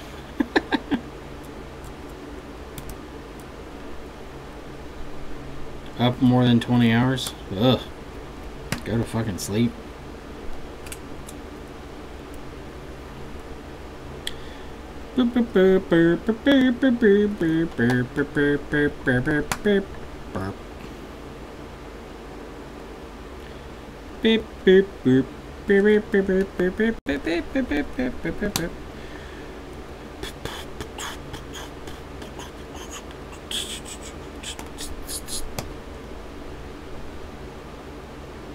iPod 6 has same NAND as 6S?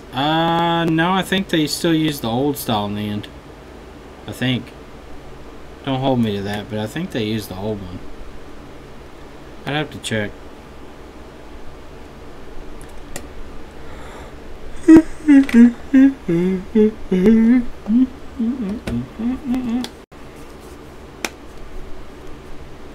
This one's still bent, but I'm not gonna fuck with it. It works. If the phone works, make it works.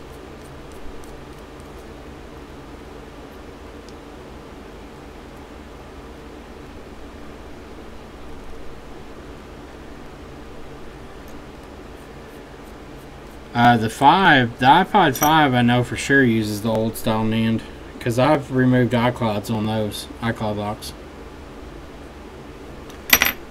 Alright, let's package this one up. This one is a fix. We got one left to do, and then these are being shipped out tomorrow. The last one is most likely a NAND also. Actually, I'm going to run it real quick and see what error it gives me so we know what we're going to be looking at. And then I'm going to go home. I need to write on this one that this one was fixed.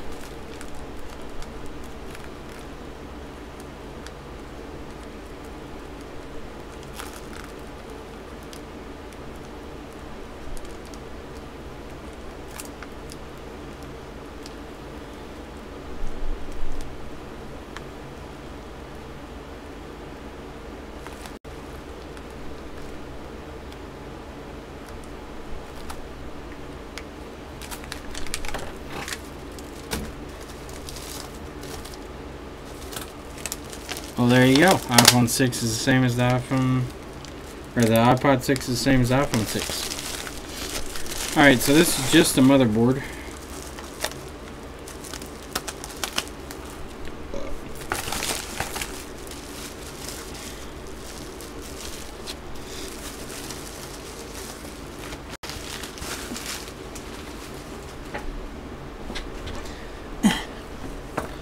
Alright, so I'm gonna plug in my battery. Is this battery fucked up or something? Can't plug it in. I don't think it's the 6S. Don't die. That's just said she wants to die. I guess this battery is the 6S or something. I had a 6 battery up here though. I'll just plug in the DC power supply.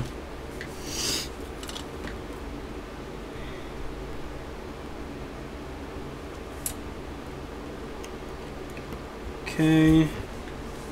Grab our charge port right here.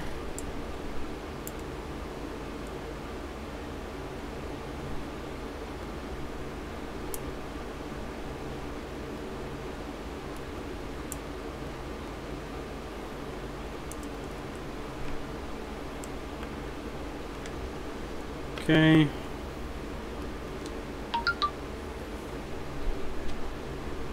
All right.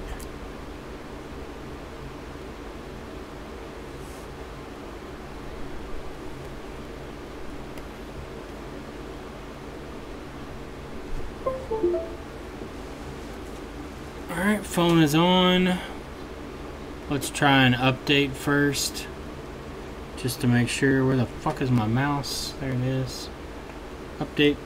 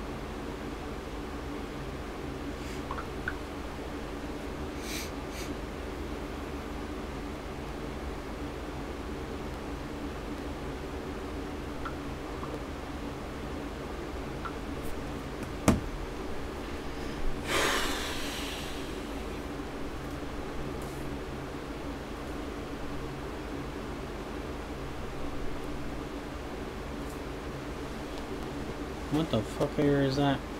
I got an error 3014 while trying to update it. 3014. I've never heard of that one. Let's turn the power off. Turn it back on. Let's do restore. Restore and update. 3014. That's a new one. I've never heard of that one. I've heard of 4013, but not 3014.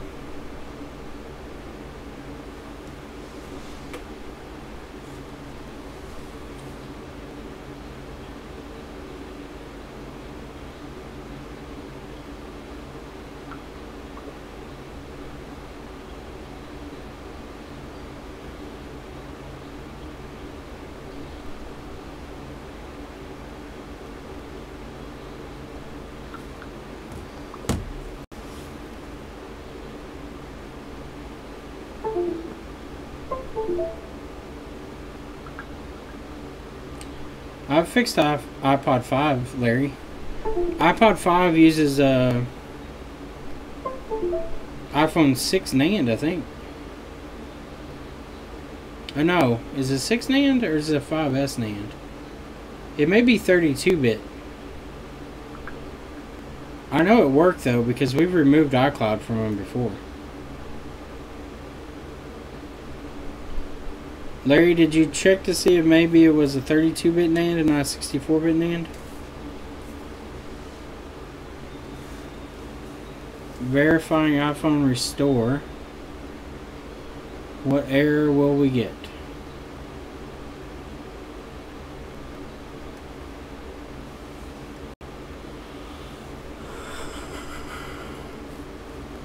Verifying.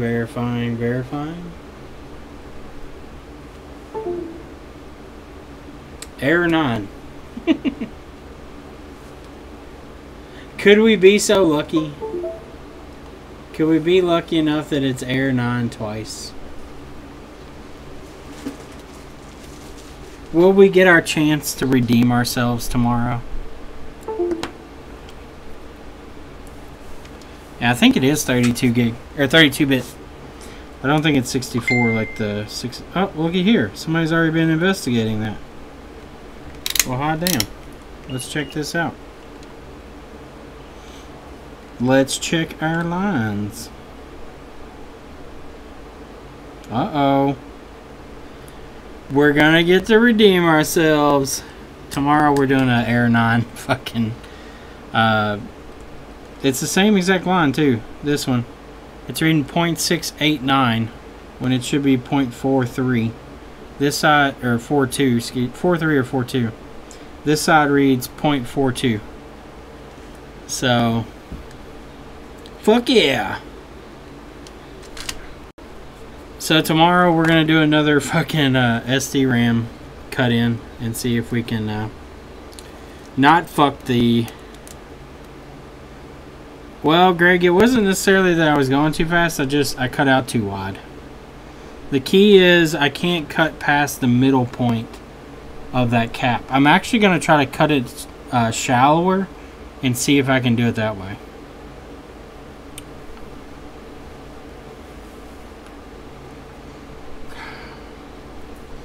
I'm going to use my test board to kind of... I'll probably make an overlay or something to kind of tell where it is. But anyway, I'm going to go the fuck home. I don't know what's up this iPad, iPoop. I'll look at it tomorrow too. It was working earlier and then stopped. So maybe my reball on my PMIC was shit, which I wouldn't disagree with. If that is the case, then I'll try to fuck with the PMIC a little more. But the fact that it turned on tells me that the PMIC should have been okay. I might try replacing TriStar. Yeah, because TriStar's not talking like it usually does.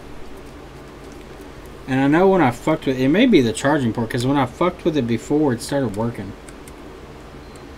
Like, when I first plugged it in, it was doing the same shit. And then I messed with it, and I finally got it charging.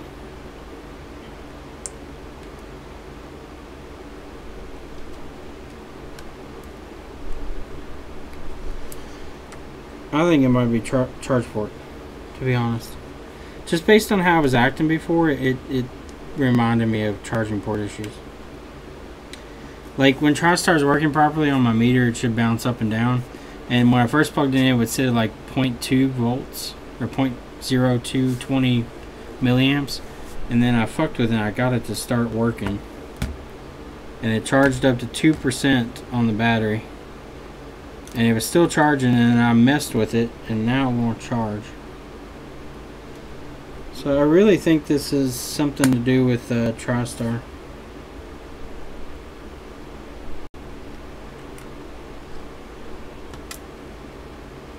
Let me try freeze spraying it and see what it does.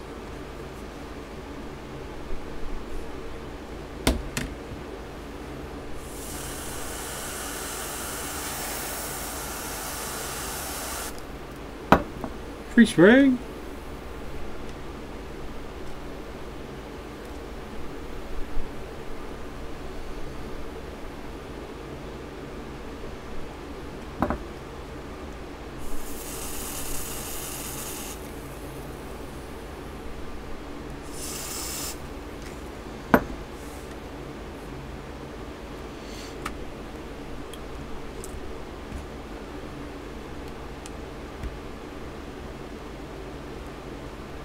It's still not doing anything.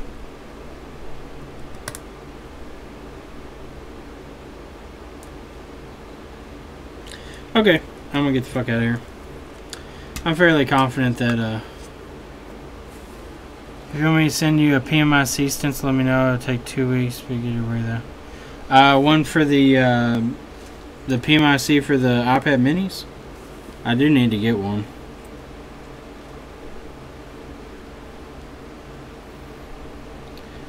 Hey Miguel. Unfortunately, I'm about to leave. Sorry. But I gotta go home. Girlfriend's not feeling well. I gotta pick her up some food. And then I'm gonna eat myself some leftovers. But, Marway, yeah, I mean, I need to get a stencil. You don't have to do that though. I'll talk to the guy that I normally talk to and see if I can get something. Alright guys, I will be on tomorrow. We're going to do this other Air 9 phone and we'll mess with that iPad some more. I'll do a charge port and stuff on it. But thanks for watching, and Miguel, it's good to see you, man. Sorry that you missed the stream. But you can go back and enjoy my fuck up and my triumph. But thank you all again for watching and all the support you all give me, and especially just talking to me. It makes it a lot easier. But I will talk to you all later, and everybody have a good night.